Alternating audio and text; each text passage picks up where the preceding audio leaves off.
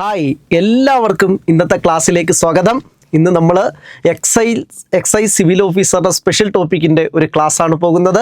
ഒരു മാരത്തോൺ രീതിയിലാണ് നമ്മൾ ഇന്നത്തെ ക്ലാസ് പോകുന്നത്. അതിൽ വരാൻ സാധ്യതയുള്ളതും PSC ചോദിച്ചതുമായ എല്ലാ ചോദ്യങ്ങളും ഉൾപ്പെടുത്തിയിട്ടുണ്ട്. ഇതിൻ്റെ സെക്കൻഡ് പാർട്ട് എക്സ്പെക്റ്റഡ് ചോദ്യത്തിൻ്റെ രൂപത്തിൽ അടുത്ത ആഴ്ച നിങ്ങൾക്ക് വരും. അന്നേരം നമുക്ക് എന്തായാലും ഇന്നത്തെ ക്ലാസ്സിലേക്ക് സ്വാഗതം. നമ്മൾ അസിസ്റ്റന്റ് പ്രിസൺ ഓഫീസർക്ക് തന്ന സ്പെഷ്യൽ ടോപ്പിക്കിൽ നിന്ന് ഒരുപാട് ചോദ്യങ്ങൾ, 15ലേറെ ചോദ്യങ്ങൾ PSC പരീക്ഷയ്ക്ക് ചോദിച്ചിരുന്നു. നിങ്ങൾ ആ മനഃശാസ്ത്രം ഒന്ന് നോക്കണം, വിവരാവകാശം ഒന്ന് നോക്കണം, മനുഷ്യാവകാശം ഒന്ന് നോക്കണം, ജയിലൊന്ന് നോക്കണം. നിങ്ങൾക്കത് പരിശോധിക്കാം. ക്വസ്റ്റ്യൻ പേപ്പർ വെച്ച് നിങ്ങൾക്കത് പരിശോധിക്കാം. എന്തായാലും എക്സൈസിൻ്റെ സിവിൽ എക്സൈസ് ഓഫീസറുടെ സ്പെഷ്യൽ ടോപ്പിക്കിലേക്ക് നമുക്ക് കടക്കാം. ആദ്യം നമ്മൾ പോകുന്നത് എക്സൈസ് ഡിപ്പാർട്ട്മെൻറ്റിൻ്റെ ഹയറാർക്കിയാണ് നമ്മൾ പോകുന്നത്. എക്സൈസ് ഡിപ്പാർട്ട്മെൻറ്റിൻ്റെ ആ രൂപം ഏറ്റവും മുകളിൽ എക്സൈസ് ഡിപ്പാർട്ട്മെൻറ്റിന് ഏറ്റവും മുകളിൽ എക്സൈസ് കമ്മീഷണറാണ്. ഏറ്റവും മുകളിൽ എക്സൈസ് കമ്മീഷണറാണ്. അതിന് തൊട്ട് താഴെ അഡീഷണൽ എക്സൈസ് കമ്മീഷണറാണ്. അതിന് തൊട്ട് താഴെ അഡീഷണൽ എക്സൈസ് കമ്മീഷണറാണ്. ഏറ്റവും മുകളിൽ എക്സൈസ് കമ്മീഷണർ, അതിന് തൊട്ട് താഴെ അഡീഷണൽ എക്സൈസ് കമ്മീഷണർമാർ 2 പേരുണ്ട്. അതിന് തൊട്ട് താഴെ ജോയിൻറ്റ് കമ്മീഷണർമാരാണ്. അതിന് തൊട്ട് താഴെ ജോയിൻറ്റ് കമ്മീഷണറാണ്. അതിന് തൊട്ട് താഴെ ഡെപ്യൂട്ടി എക്സൈസ് കമ്മീഷണറാണ്. അതിന് തൊട്ട് താഴെ അസിസ്റ്റന്റ് എക്സൈസ് കമ്മീഷണറാണ്. അതിന് തൊട്ട് താഴെ എക്സൈസ് സർക്കിൾ ഇൻസ്പെക്ടറാണ്.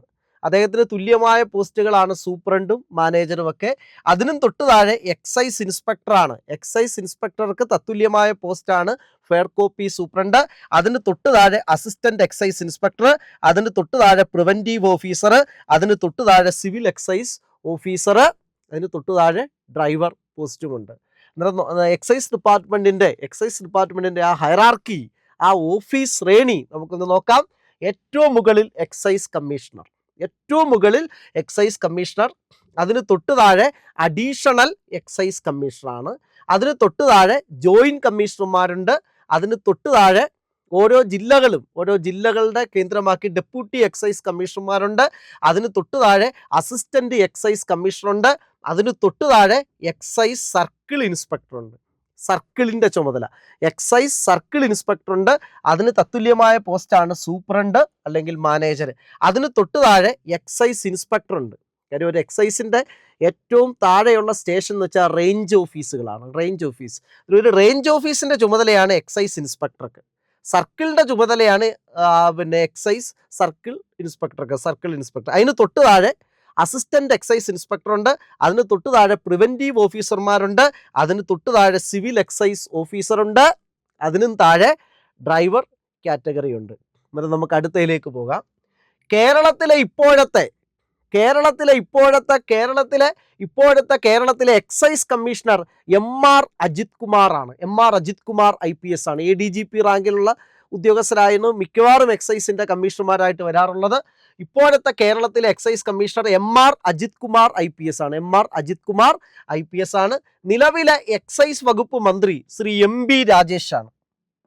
നിലവിലെ എക്സൈസ് വകുപ്പ് മന്ത്രി ശ്രീ MB ആണ്.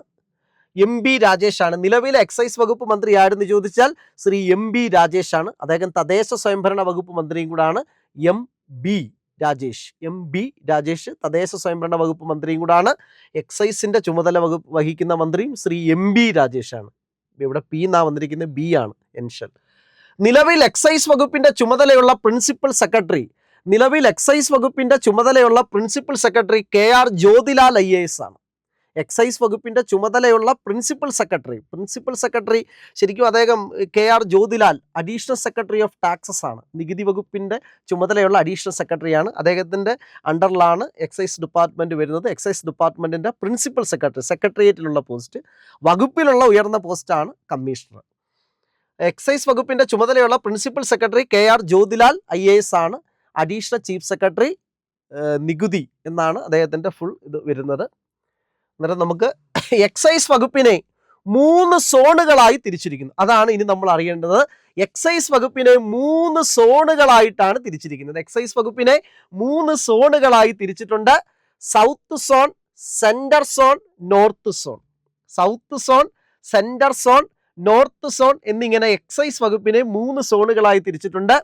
സൗത്ത് സോണിൽ വരുന്നത് തിരുവനന്തപുരം, കൊല്ലം, പത്തനംതിട്ട, ആലപ്പുഴ, കോട്ടയം ജില്ലകൾ. സൗത്ത് സോണിൽ വരുന്നത് തിരുവനന്തപുരം, കൊല്ലം, പത്തനംതിട്ട, ആലപ്പുഴ, കോട്ടയം ജില്ലകൾ. സെൻട്രൽ സോണിൽ വരുന്നത് ഇടുക്കി, എറണാകുളം, തൃശ്ശൂർ, പാലക്കാട് ജില്ലകൾ. ഇടുക്കി, എറണാകുളം, തൃശ്ശൂർ, പാലക്കാട് ജില്ലകളാണ് സെൻട്രൽ സോൺ മധ്യമേഖലയിൽ വരുന്നത്. നോർത്ത് സോണിൽ വരുന്നത് മലപ്പുറം, കോഴിക്കോട്, വയനാട്, കണ്ണൂർ, കാസർഗോഡ്. അതായത് നോർത്ത് സോണിൽ വരുന്നത് മലപ്പുറം, കോഴിക്കോട്, വയനാട്, കണ്ണൂർ, കാസർഗോഡ്. അന്നേരം എക്സൈസ് വകുപ്പിനെ 3 സോണുകളായി തിരിച്ചിട്ടുണ്ട്. എക്സൈസ് വകുപ്പിനെ എത്ര സോണുകളായിട്ട് തിരിച്ചിട്ടുണ്ട്? എക്സൈസ് വകുപ്പിനെ 3 സോണുകളായിട്ടാണ് എക്സൈസ് വകുപ്പിനെ തിരിച്ചിരിക്കുന്നത്. സൗത്ത് സോണ്, നോർത്ത് സോണ്, നമ്മൾ പറയാറുണ്ട് സെൻട്രൽ സോണ്. നമ്മളതാണ്ട് ഇവിടെ പറഞ്ഞ ജോയിന്റ് കമ്മീഷണർ ഉണ്ടല്ലോ, എക്സൈസ് ജോയിന്റ് കമ്മീഷണർക്ക് ആയിരിക്കും ഓരോ സോണിൻ്റെയും ചുമതല. എക്സൈസ് ജോയിന്റ് കമ്മീഷണർക്ക് ആയിരിക്കും ഓരോ സോണിൻ്റെയും ചുമതല. ആർക്കാണെന്ന് ചോദിച്ചാൽ എക്സൈസ് ജോയിന്റ് കമ്മീഷണർക്ക് ആയിരിക്കും ഓരോ സോണിൻ്റെയും ചുമതല. നോർത്ത് സോണിൽ വരുന്നത് മലപ്പുറം, കോഴിക്കോട്, വയനാട്, കണ്ണൂർ, കാസർഗോഡ് ജില്ലകൾ. നോർത്ത് സോണിൽ വരുന്നത് മലപ്പുറം, കോഴിക്കോട്, വയനാട്, കണ്ണൂർ, കാസർഗോഡ് ജില്ലകളാണ് നോർത്ത് സോണിൽ വരുന്നത്. ഓരോ 3 മേഖലകളായിട്ട് 3 സോണായിട്ട് എക്സൈസ് വകുപ്പിനെ തിരിച്ചിട്ടുണ്ട്. ഓരോ സോണിൻ്റെയും ചുമതല ഒരു ജോയിന്റ് കമ്മീഷണർക്കായിരിക്കും ഓരോ സോണിൻ്റെയും ചുമതല. അതുപോലെ തന്നെ എക്സൈസിൻ്റെ പരിശീലന കേന്ദ്രം, എക്സൈസ് ഉദ്യോഗസ്ഥരുടെ പരിശീലന കേന്ദ്രവും സെൻട്രൽ സോണിനുള്ളിലാണ് വരുന്നത്. അന്നേരം ഈ സെൻട്രൽ സോണിലെ ജോയിന്റ് കമ്മീഷണർ ആയിരിക്കും എക്സൈസ് ഉദ്യോഗസ്ഥരുടെ പരിശീലന സ്ഥാപനത്തിൻ്റെയും പ്രിൻസിപ്പളായിട്ട് വരാറുള്ളത്. എന്നാൽ നമുക്ക് വീണ്ടും അടുത്തയിലേക്ക് നമുക്ക് പോകാം. കേരളത്തിലെ എക്സൈസ് ഉദ്യോഗസ്ഥർക്ക് പരിശീലനം നൽകുന്ന സ്ഥാപനം, കേരളത്തിലെ എക്സൈസ് ഉദ്യോഗസ്ഥർക്ക് പരിശീലനം നൽകുന്ന സ്ഥാപനമാണ് state excise academy and research centre, സിയാർക്ക് എന്ന് പറയും. കേരളത്തിലെ എക്സൈസ് ഉദ്യോഗസ്ഥർക്ക് പരിശീലനം നൽകുന്ന സ്ഥാപനം സിയാർക്ക്, SEARC, സിയാർക്ക് state excise academy and research centre, Poothole, Thrissur ജില്ലയിലാണത്. Poothole Thrissur ജില്ലയിലാണ് കേരള എക്സൈസ് ഉദ്യോഗസ്ഥർക്ക് പരിശീലനം നൽകുന്ന സ്ഥാപനം സിയാർക്ക്. 1998 വരെ എക്സൈസ് ഡിപ്പാർട്ട്മെന്റ് റവന്യൂ ബോർഡിന്റെ കീഴിലാണ് പ്രവർത്തിച്ചിരുന്നത്. 1998 വരെ എക്സൈസ് ഡിപ്പാർട്ട്മെന്റ് റവന്യൂ ബോർഡിന് കീഴിലാണ് പ്രവർത്തിച്ചിരുന്നത്.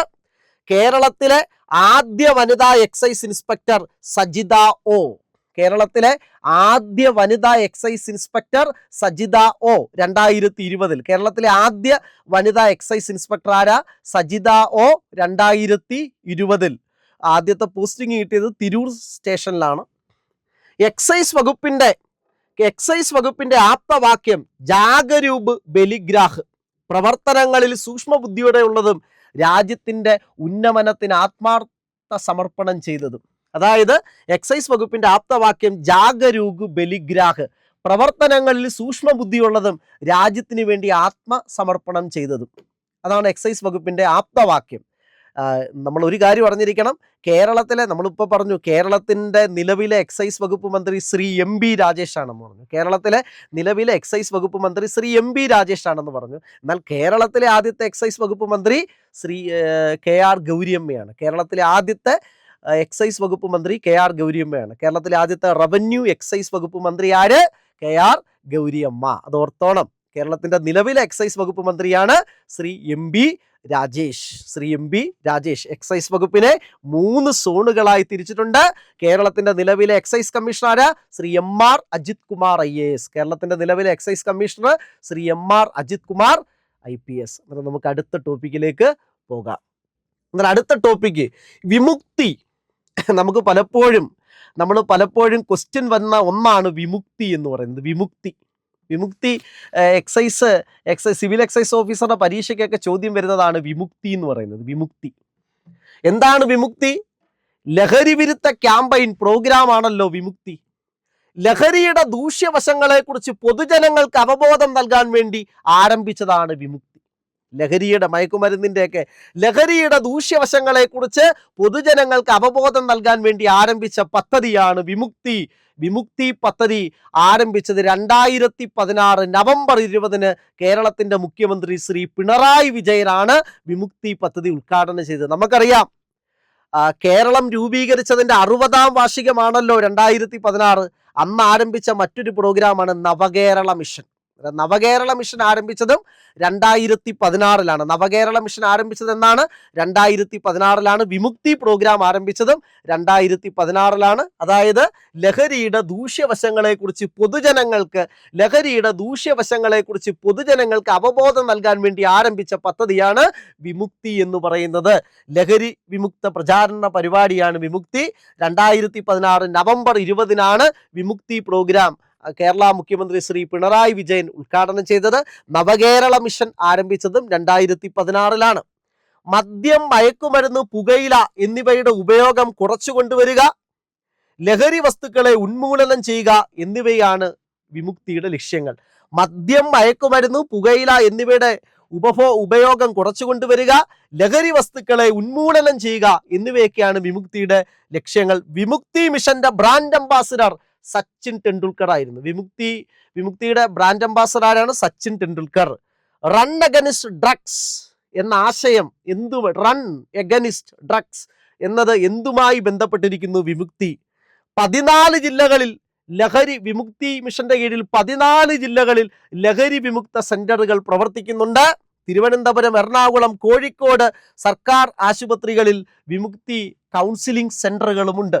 ഇനി വിമുക്തി മിഷന്റെ കൗൺസിലിംഗ് സേവനങ്ങൾക്കുള്ള ടോൾ ഫ്രീ നമ്പർ, ഇത് PSC പരീക്ഷയ്ക്ക് വന്നിട്ടുള്ളതാണ്. വിമുക്തി മിഷന്റെ കൗൺസിലിംഗ് സേവനങ്ങൾക്കുള്ള ടോൾ ഫ്രീ നമ്പർ 14405. വിമുക്തി മിഷന്റെ കൗൺസിലിംഗ് സേവനങ്ങൾക്കുള്ള ടോൾ ഫ്രീ നമ്പർ 14405. വിമുക്തി മിഷന്റെ കൗൺസിലിംഗ് സേവനങ്ങൾക്കുള്ള ടോൾ ഫ്രീ നമ്പർ 14405. ഇനി വിമുക്തി മിഷന്റെ CEO chief executive officer D രാജീവാണ്. വിമുക്തി മിഷന്റെ ചീഫ് എക്സിക്യൂട്ടീവ് ഓഫീസർ ഡി രാജീവാണ്. അന്നേരം വിമുക്തി മിഷൻ ആരംഭിച്ചത് 2016 വിമുക്തി മിഷൻ ആരംഭിച്ചത്. വിമുക്തി മിഷന്റെ ബ്രാൻഡ് അംബാസഡർ സച്ചിൻ ടെണ്ടുൽക്കർ. 2016 വിമുക്തി മിഷൻ ആരംഭിച്ചത്. 2016 വിമുക്തി മിഷൻ ആരംഭിച്ചു. വിമുക്തി മിഷന്റെ ഗവേണിംഗ് ബോഡി ചോദ്യമാണ്, സിവിൽ എക്സൈസ് ഓഫീസറിനൊക്കെ ചോദിച്ചത്. വിമുക്തി മിഷന്റെ ഗവേണിംഗ് ബോഡിയുടെ ചെയർമാൻ മുഖ്യമന്ത്രിയാണ്. വൈസ് ചെയർമാൻ എക്സൈസ് വകുപ്പ് മന്ത്രിയാണ്. കൺവീനർ ഗവൺമെന്റ് സെക്രട്ടറി നികുതി വകുപ്പാണ്. അന്നേരം വിമുക്തി മിഷന്റെ ഘടന, അതിന്റെ ഗവേണിംഗ് ബോഡിയുടെ ചെയർമാൻ മുഖ്യമന്ത്രിയും വൈസ് ചെയർമാൻ എക്സൈസ് വകുപ്പ് മന്ത്രിയും കൺവീനർ ഗവൺമെന്റ് സെക്രട്ടറി നികുതി വകുപ്പ്. അംഗങ്ങൾ വിമുക്തി മിഷന്റെ ഗവേണിംഗ് ബോഡിയിൽ അംഗങ്ങൾ ആരോഗ്യവകുപ്പ് മന്ത്രി, തദ്ദേശ സ്വയംഭരണ വകുപ്പ് മന്ത്രി, വിദ്യാഭ്യാസ മന്ത്രി, ധനമന്ത്രി, ടൂറിസം മന്ത്രി, സ്പോർട്സ് വകുപ്പ് മന്ത്രി, സാംസ്കാരിക വകുപ്പ് മന്ത്രി, ഫിഷറീസ് വകുപ്പ് മന്ത്രി, chief secretary, advocate general, sports council president, Kerala panchayat association president, Kerala സാഹിത്യ അക്കാദമി, അങ്ങനെയുള്ള സാംസ്കാരിക സംഘടനയുടെ NGO പ്രതിനിധികൾ എന്നിവരൊക്കെ ഇതിനകത്ത് അംഗങ്ങളാണ്. അന്നേരം വിമുക്തി മിഷന്റെ ഗവേണിംഗ് ബോഡിയുടെ ചെയർമാൻ മുഖ്യമന്ത്രിയും വൈസ് ചെയർമാൻ എക്സൈസ് വകുപ്പ് മന്ത്രിയും കൺവീനർ ഗവൺമെന്റ് സെക്രട്ടറി നികുതി വകുപ്പും. അംഗങ്ങൾ ആരോഗ്യവകുപ്പ് മന്ത്രിയും തദ്ദേശ സ്വയംഭരണ വകുപ്പ് മന്ത്രിയും വിദ്യാഭ്യാസ മന്ത്രിയും ധനമന്ത്രിയും ടൂറിസം മന്ത്രിയും സാംസ്കാരിക വകുപ്പ് മന്ത്രിയും സ്പോർട്സ് വകുപ്പ് മന്ത്രിയും ഫിഷറീസ് വകുപ്പ് മന്ത്രിയും ചീഫ് സെക്രട്ടറിയും അഡ്വക്കേറ്റ് ജനറലും സ്പോർട്സ് കൗൺസിൽ പ്രസിഡന്റും പഞ്ചായത്ത് അസോസിയേഷന്റെ പ്രസിഡന്റും സന്നദ്ധ സംഘടനകളുടെ പ്രതിനിധികളും ഒക്കെയാണ്, NGOയുടെ പ്രതിനിധികളും ഒക്കെയാണ് വിമുക്തി മിഷന്റെ ഗവേണിംഗ് ബോഡിയിലുള്ളത്. പക്ഷെ വിമുക്തി മിഷന്റെ PSC ചോദ്യം വരുന്നുണ്ട്. വിമുക്തി മിഷന്റെ ഗവേണിംഗ് ബോഡിയുടെ ചെയർമാൻ ആര്? വിമുക്തി മിഷന്റെ ഗവേണിംഗ് ബോഡിയുടെ ചെയർമാൻ കേരള മുഖ്യമന്ത്രിയാണ്. വിമുക്തി മിഷന്റെ ഗവേണിംഗ് ബോഡിയുടെ ചെയർമാൻ ആരെന്ന് ചോദിച്ചാൽ കേരള മുഖ്യമന്ത്രി, വൈസ് ചെയർമാൻ എക്സൈസ് വകുപ്പ് മന്ത്രി, കൺവീനർ ഗവൺമെന്റ് സെക്രട്ടറി നികുതി വകുപ്പ്. ഇനി വിമുക്തി മിഷന്റെ എക്സിക്യൂട്ടീവ് കമ്മിറ്റി നമുക്ക് നോക്കാം. മറ്റേത് ഗവേണിംഗ് ബോഡിയുടെ ചെയർമാനാ മുഖ്യമന്ത്രി. വിമുക്തി മിഷന്റെ എക്സിക്യൂട്ടീവ് കമ്മിറ്റി സംസ്ഥാനതലം ചെയർമാൻ എക്സൈസ് വകുപ്പ് മന്ത്രി, vice chairman additional chief secretary നികുതി വകുപ്പ്, കൺവീനർ എക്സൈസ് കമ്മീഷണർ, സംസ്ഥാന coordinator Vimukthi mission executive officer, chairman, പിന്നെ ഇത്രയും പേരാണ് ഉള്ളത്. ഇത് ജില്ലാതലത്തിലെയാണ്. പക്ഷെ വിമുക്തി മിഷന്റെ എക്സിക്യൂട്ടീവ് കമ്മിറ്റി സംസ്ഥാനതലം ചെയർമാൻ എക്സൈസ് വകുപ്പ് മന്ത്രി, vice chairman additional chief secretary, convener excise കമ്മീഷണറാണ്. ഇനി നമ്മൾ ഇപ്പോൾ ക്വസ്റ്റ്യൻ വരുന്ന ഒരു ഏരിയ കഴിഞ്ഞു. ഇനി ക്വസ്റ്റ്യൻ വരുന്ന അടുത്ത ടോപ്പിക്കിലേക്ക് കിടക്കാം. ക്വസ്റ്റ്യൻ വരുന്ന അടുത്ത ടോപ്പിക്ക് അബ്കാരി ആക്ട് ആണ്. ക്വസ്റ്റ്യൻ വരുന്ന അടുത്ത ടോപ്പിക് ഏതെന്ന് ചോദിച്ചാൽ അബ്കാരി ആക്ട് ആണ്. ക്വസ്റ്റ്യൻ വരുന്ന അടുത്ത ടോപ്പിക്ക് അബ്കാരി ആക്ട് ആണ്. അത് അബ്കാരി ആക്ട് ആണ്. 1902 ഓഗസ്റ്റ് 5 കൊച്ചി മഹാരാജാവാണ് ഈ നിയമം പാസ്സാക്കിയത്. കേരളത്തിലെ നാട്ടുരാജ്യങ്ങളായിരുന്നില്ല. കേരളം രൂപീകരിച്ച സമയത്ത് കേരളം 3 നാട്ടുരാജ്യങ്ങളായിരുന്നു, തിരുവിതാംകൂറും കൊച്ചിയും, അല്ലെ? കേരളം 3 പ്രദേശങ്ങളായിട്ടായിരുന്നു കിടന്നിരുന്നത്, തിരുവിതാംകൂർ, കൊച്ചി, മലബാർ. അന്ന് കൊച്ചിയിൽ 1902 ഓഗസ്റ്റ് 5 കൊച്ചി മഹാരാജാവ് ആണ് അബ്കാരി നിയമം കൊണ്ടുവന്നത്. അന്നത്തെ കൊച്ചി മഹാരാജാവ് രാമവർമ്മ 15 ആയിരുന്നു. അബ്കാരി ആക്ട് കൊണ്ടുവന്ന കൊച്ചി മഹാരാജാവ് രാമവർമ്മ 15 ആണ്. 1895 മുതൽ 1914 വരെ കൊച്ചി മഹാരാജാവായിരുന്നു രാമവർമ്മ 15. അദ്ദേഹമാണ് കൊച്ചിയിൽ 1902 ഓഗസ്റ്റ് 5 അബ്കാരി നിയമം കൊണ്ടുവന്നത്. ഇദ്ദേഹത്തിൻ്റെ രാമവർമ്മ 15 കാലത്താണ് ലോർഡ് കഴ്സൺ, അതായത് 1905 ബംഗാൾ വിഭജിച്ച വൈസ്രോയിയായ കഴ്സൺ പ്രഭു കൊച്ചി നാട്ടുരാജ്യം സന്ദർശിക്കുന്നത് ഈ രാമവർമ്മ 15 കാലത്താണ്. എന്നാൽ തിരുവിതാംകൂർ സന്ദർശിച്ച ബ്രിട്ടീഷ് വൈസ്രോയും കൂടാണ് കഴ്സൺ. അത് ശ്രീമൂലം തിരുനാളിൻ്റെ കാലത്താണ്. നിലവിൽ ഈ നിയമം 1967 ആക്ട് 10 ആണ്. ആക്ട് 10 എന്നറിയപ്പെടുന്നു. ഈ കൊച്ചിയിലെ അബ്കാരി നിയമത്തെ പരിഷ്കരിച്ചതാണ് കേരള അബ്കാരി നിയമമായി മാറിയത് 1967. 67 ആക്ട് 10 എന്ന് അറിയപ്പെടുന്നു.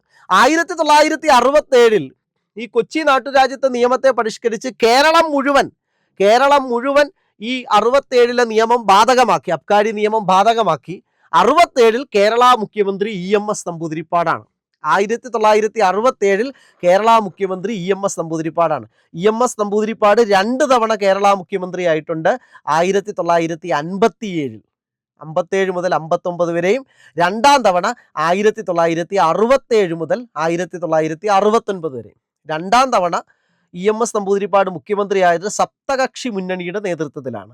അപ്പോഴാണ് 2ാം തവണ 67 മുഖ്യമന്ത്രി ആയപ്പോഴാണ്, ആ സമയത്താണ് കേരളത്തിൽ ലോട്ടറി ആരംഭിക്കുന്നത്, ചിട്ടി ആരംഭിക്കുന്നത്, അതുകൂടാതെ കാലിക്കറ്റ് യൂണിവേഴ്സിറ്റി ആരംഭിക്കുന്നത്, കേരള സഹകരണ നിയമം കൊണ്ടുവരുന്നത്, അബ്കാരി ആക്ട് കൊണ്ടുവരുന്നത്. 67 10ാം ആക്ട് 10 എന്നാണ് ഇതിനെ അറിയപ്പെടുന്നത്. ഇത് കേരളം മുഴുവൻ ബാധകമാണ്. 67 നിയമത്തിന് രാഷ്ട്രപതിയുടെ അംഗീകാരം ലഭിച്ചത് 1967 ജൂലൈ 29 രാഷ്ട്രപതിയുടെ അംഗീകാരം ലഭിച്ചത് 1967 ജൂലൈ 29 കേരള സംസ്ഥാനത്ത് അബ്കാരി ചട്ടങ്ങൾ നടപ്പിലാക്കുന്നതിനുള്ള സുപ്രധാന നിയമം 1977 1ാം അബ്കാരി നിയമമാണ്. ഇനി ഈ നിയമത്തിന് പ്രധാനമായിട്ട് എത്ര വകുപ്പുകൾ ഉണ്ടെന്ന് ചോദിച്ചാൽ 72 വകുപ്പുകളുണ്ട്. ഈ നിയമത്തിന് പ്രധാനമായും എത്ര വകുപ്പുകൾ ഉണ്ടെന്ന് ചോദിച്ചാൽ 72 സെക്ഷൻസ് ആണ് ഇതിനുള്ളത്. 72 സെക്ഷൻസ് ആണ് ഇതിനുള്ളത്. മദ്യത്തിന്റെ നിർമ്മാണത്തിന് പൂർണ്ണ അധികാരം സംസ്ഥാനങ്ങൾക്കാണ്. നമ്മൾ അവിടെ ശ്രദ്ധിക്കണം. മദ്യത്തിന്റെ നിർമ്മാണത്തിന് പൂർണ്ണ അധികാരം സംസ്ഥാനങ്ങൾക്കാണ്. അതുകൊണ്ടല്ലേ ഗുജറാത്തും ഒക്കെ ആ സംസ്ഥാനം രൂപീകരിച്ചത് മുതൽ മദ്യനിരോധനമാണ് ഗുജറാത്തിലൊക്കെ. ആഡംബരങ്ങൾക്കുള്ള നികുതി ഇന്ത്യൻ ഭരണഘടനയുടെ 7ാം ഷെഡ്യൂളിലെ സ്റ്റേറ്റ് ലിസ്റ്റിലാണ് പ്രതിപാദിക്കുന്നത്. ആഡംബരങ്ങൾക്കുള്ള നികുതി ഇന്ത്യൻ ഭരണഘടനയുടെ 7ാം ഷെഡ്യൂളിലെ സ്റ്റേറ്റ് ലിസ്റ്റിലാണ് പ്രതിപാദിക്കുന്നത്. അബ്കാരി വരുമാനത്തിന് വേണ്ടി ഇന്ത്യയിൽ വന്ന ആദ്യ നിയമം 1852 മദ്രാസിൽ വന്ന നിയമമാണ്.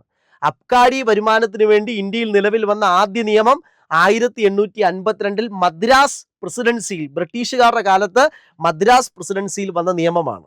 ഇനി ഈ നിയമം അനുസരിച്ച്, അതായത് കേരളത്തിലെ അബ്കാരി നിയമം, കൊച്ചിയിലെ അബ്കാരി നിയമം പരിഷ്കരിച്ചതാണല്ലോ കേരളത്തിലെ അബ്കാരി നിയമം അനുസരിച്ച് അബ്കാരി ഓഫീസർ, അതിൻ്റെ സെക്ഷൻ 3(2) പ്രതിപാദിക്കുന്ന അബ്കാരി ഓഫീസർ എന്ന് പറയുന്നത് ആരെ?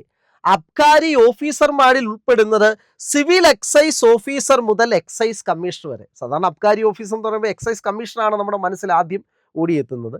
അബ്കാരി ഓഫീസർ എന്നതുകൊണ്ട് ഈ സെക്ഷൻ 3(2)ൽ ഉദ്ദേശിച്ചിരിക്കുന്നത് അബ്കാരി ഓഫീസർമാരിൽ ഉൾപ്പെടുന്നത് സിവിൽ എക്സൈസ് ഓഫീസർ മുതൽ എക്സൈസ് കമ്മീഷണർ വരെ. അതുകൂടാതെ SI സബ് ഇൻസ്പെക്ടർ മുതൽ സബ് ഇൻസ്പെക്ടറും അതിനു മുകളിലുള്ള പോലീസ് ഉദ്യോഗസ്ഥരും, അതുകൂടാതെ ഡെപ്യൂട്ടി കളക്ടറും അതിനു മുകളിലുള്ള റവന്യൂയിലെ ഉദ്യോഗസ്ഥരും, റവന്യൂയിലെ ഓഫീസർമാരും. അന്നേരം അബ്കാരി ഓഫീസറിനെ കുറിച്ച് പ്രതിപാദിക്കുന്നത് സെക്ഷൻ 3(2)ൽ, ആക്ടിന്റെ സെക്ഷൻ 3(2)ൽ അബ്കാരി ഓഫീസർമാരിൽ ഉൾപ്പെടുന്നത് സിവിൽ എക്സൈസ്. അബ്കാരി ഓഫീസർ എന്ന് കേൾക്കുമ്പോൾ പെട്ടെന്ന് നമ്മുടെ മനസ്സിൽ എക്സൈസ് കമ്മീഷണർ വരും. സിവിൽ എക്സൈസ് ഓഫീസർ മുതൽ എക്സൈസ് കമ്മീഷണർ വരെ, SI മുതൽ അതിനു മുകളിലുള്ള പോലീസ് ഉദ്യോഗസ്ഥർ, ഡെപ്യൂട്ടി കളക്ടറും അതിനു മുകളിലുള്ള റവന്യൂ ഉദ്യോഗസ്ഥരും. ഇനി അബ്കാരി ഇൻസ്പെക്ടറിനെ കുറിച്ച് പ്രതിപാദിക്കുന്നത് സെക്ഷൻ 3(6)ലാണ്. അബ്കാരി ഇൻസ്പെക്ടറിനെ കുറിച്ച് സെക്ഷൻ 3(6)ലാണ്. അസിസ്റ്റന്റ് എക്സൈസ് ഇൻസ്പെക്ടറും അതിനു മുകളിൽ റാങ്ക് ഉള്ളവരും. അന്നേരം അബ്കാരി ഇൻസ്പെക്ടർ സെക്ഷൻ 3(6)ലാണ് പ്രതിപാദിക്കുന്നത്. അസിസ്റ്റന്റ് എക്സൈസ് ഇൻസ്പെക്ടറും അതിനു മുകളിൽ റാങ്ക് ഉള്ളവരെയാണ് അബ്കാരി ഇൻസ്പെക്ടർ എന്ന പദം കൊണ്ട് സൂചിപ്പിക്കുന്നത്. ഓക്കെ, നമുക്ക് അടുത്തയിലേക്ക് പോകാം. ഇനി പ്രധാനപ്പെട്ട സെക്ഷനിലേക്ക് പോവുകയാണ്. സെക്ഷൻ 8. ചില സെക്ഷനൊക്കെ ക്വസ്റ്റ്യൻ്റെ കൂടെ വരും. ക്വസ്റ്റ്യൻ പറയുമ്പം ഇനി അടുത്ത ടോപ്പിക് എന്ന് പറഞ്ഞാൽ നമ്മൾ ഇതിൻ്റെ ബാലൻസ് ആയിട്ട് ഈ പ്രീവിയസ് ക്വസ്റ്റ്യനും വരാൻ സാധ്യതയുള്ള ചോദ്യം കൂടെ ഒക്കെ ക്ലബ് ചെയ്തുകൊണ്ട് വരും. അത് സെക്കൻഡ് മാരത്തോൺ. സെക്ഷൻ 8 ചാരായത്തിൻ്റെ നിർമ്മാണം, കയറ്റുമതി, ഇറക്കുമതി, കടത്തൽ, കൈവശം വെക്കൽ, വിൽപ്പന എന്നിവയുടെ നിരോധനത്തെക്കുറിച്ച് പ്രതിപാദിക്കുന്ന അബ്കാരി ആക്ടിന്റെ സെക്ഷനാണ് സെക്ഷൻ 8. അതായത് ചാരായത്തിൻ്റെ നിർമ്മാണം, കയറ്റുമതി, ഇറക്കുമതി, കൈവശം വെക്കൽ എന്നിവയുടെ നിരോധനത്തെക്കുറിച്ച് പരാമർശിക്കുന്ന അബ്കാരി ആക്ടിലെ വകുപ്പാണ് സെക്ഷൻ 8. സെക്ഷൻ 8(1) വ്യക്തിക്കും ഏതൊരു രൂപത്തിലുള്ള ചാരായം നിർമ്മിക്കാനോ കൈവശം വെക്കാനോ വിതരണം ചെയ്യാനോ സംഭരിക്കാനോ കുപ്പിയിലാക്കി വിൽക്കാനും പെർമിറ്റ് ഇല്ലാതെ ഇറക്കുമതിയോ കയറ്റുമതിയോ ചെയ്യാനുള്ള അനുമതിയില്ല ഒരു വ്യക്തിക്ക്. ഒരു രൂപത്തിലുള്ള ചാരായം നിർമ്മിക്കാനോ കൈവശം വെക്കുവാനോ കയറ്റുമതി ചെയ്യാനോ ഇറക്കുമതി ചെയ്യാനോ ഒന്നും ഒരു വ്യക്തിക്ക് അവകാശമില്ല. സെക്ഷൻ 8(1). ഇനി നിങ്ങൾ അറിഞ്ഞിരിക്കണം, ഉണക്കമുന്തിരിയുടെ പിഴിഞ്ഞെടുത്ത നീരിനെ അറിയപ്പെടുന്നത് മസ്റ്റ് എന്നാണ്. ഉണക്കമുന്തിരിയുടെ പിഴിഞ്ഞെടുത്ത നീരിനെ അറിയപ്പെടുന്നത് മസ്റ്റ് എന്നാണ്. ഉണക്കമുന്തിരിയുടെ പിഴിഞ്ഞെടുത്ത നീരിനെ അറിയപ്പെടുന്നത് മസ്റ്റ്. സെക്ഷൻ 8(2).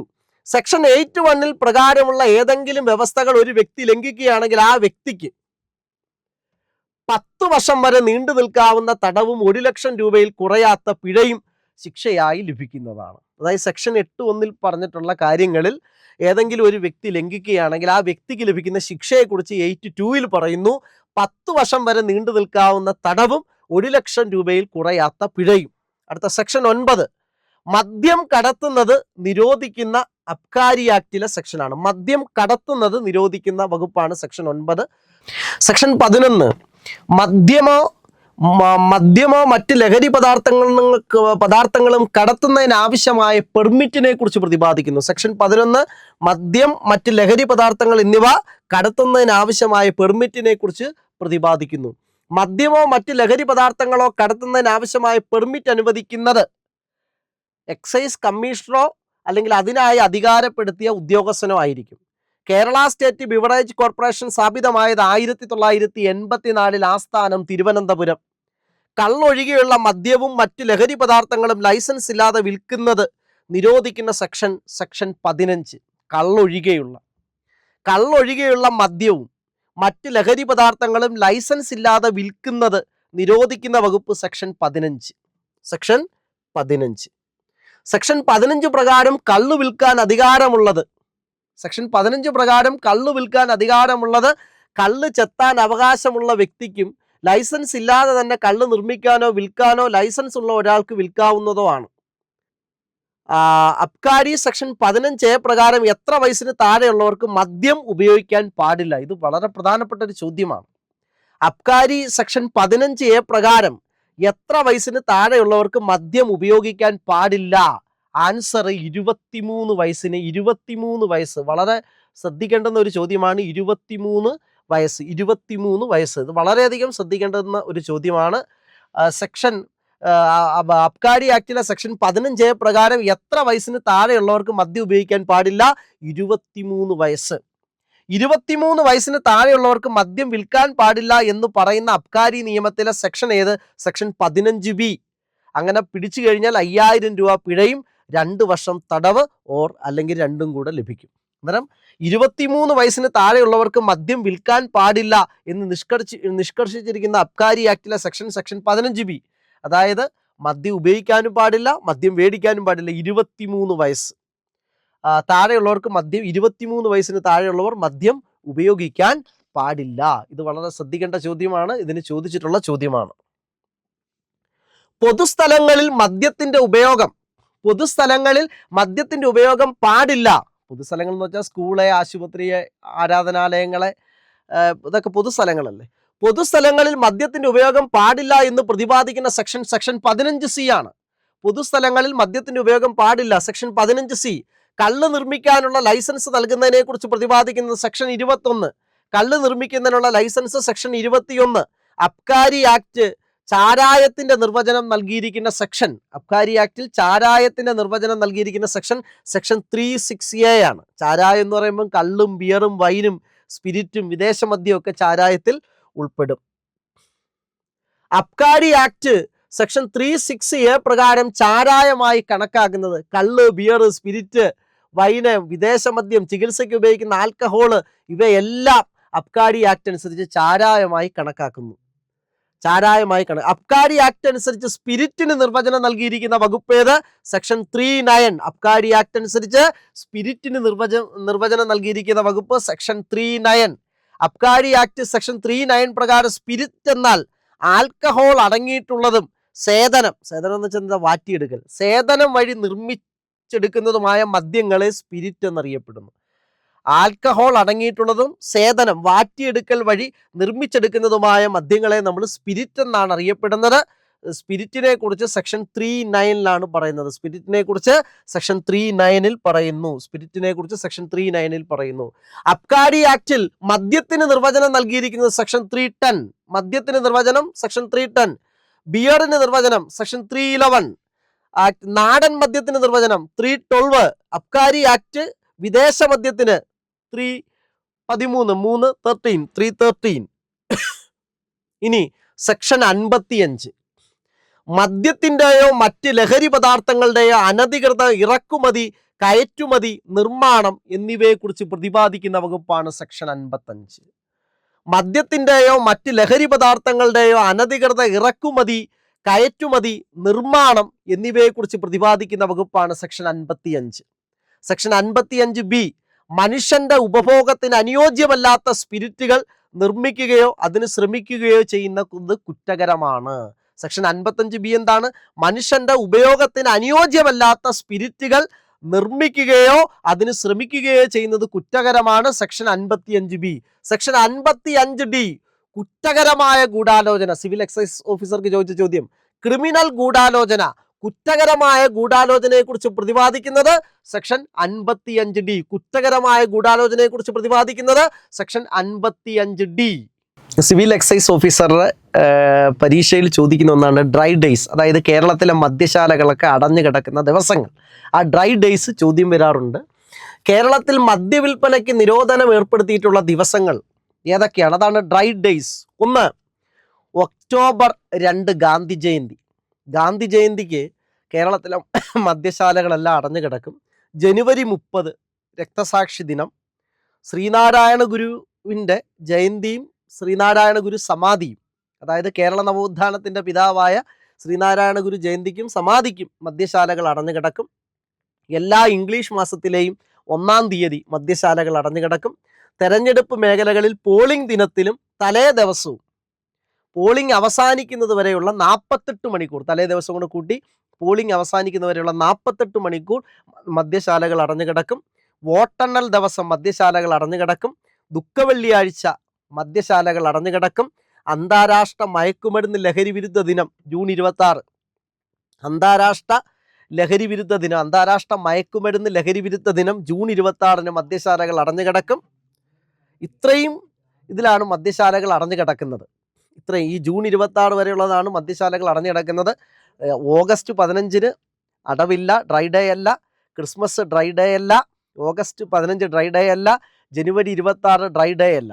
അന്നേരം കേരളത്തിൽ മദ്യശാലകൾ അടഞ്ഞു കിടക്കുന്നത് ഒന്ന് ഗാന്ധി ജയന്തിക്ക് ഒക്ടോബർ 2, ജനുവരി 30 രക്തസാക്ഷി ദിനം, ശ്രീനാരായണ ഗുരു ജയന്തി, സമാധി, എല്ലാ ഇംഗ്ലീഷ് മാസത്തിലെയും 1-ാം തീയതി, തെരഞ്ഞെടുപ്പ് മേഖലകളിൽ പോളിംഗ് ദിനത്തിലും തലേ ദിവസവും, അതായത് തെരഞ്ഞെടുപ്പ് അവസാനിക്കുന്നവരെയുള്ള 48 മണിക്കൂർ, വോട്ടെണ്ണൽ ദിനത്തിൽ അടഞ്ഞു കിടക്കും. വോട്ടെണ്ണൽ ദിനം ഡ്രൈ ഡേ ആണ്. ദുഃഖവെള്ളിയാഴ്ച, അന്താരാഷ്ട്ര ലഹരി വിരുദ്ധ ദിനം, ലഹരി മയക്കുമരുന്ന് വിരുദ്ധ ദിനമായ ജൂൺ 26 അടഞ്ഞു കിടക്കും. ഓക്കെ, അതുകൂടാതെ ഞാനിവിടെ എഴുതിയെന്നേ ഉള്ളൂ. ലോക പുകയില വിരുദ്ധ ദിനം മെയ് 31. ലോക പുകയില വിരുദ്ധ ദിനം മെയ് 31. അന്നേരം നമുക്ക് അടുത്ത ടോപ്പിക്കിലേക്ക് പോകാം. അടുത്ത topic distillery and warehouse rules 1968. Distillery and warehouse rules 1968. അതിനകത്ത് ഡെഫിനീഷൻസ് ഒക്കെ, നിർവചനങ്ങളൊക്കെ ചോദിക്കാറുണ്ട്. ഇപ്പോൾ കോമ്പൗണ്ടിങ്ങും ബ്ലെൻഡിങ്ങും ഗേജിങ്ങും ഒക്കെ ചോദിക്കാറുണ്ട്. ക്വസ്റ്റ്യൻ വരും. എന്നാൽ നമുക്ക് അതൊന്ന് നോക്കാം. നമുക്ക് ആദ്യം ബ്ലെൻഡിങ്.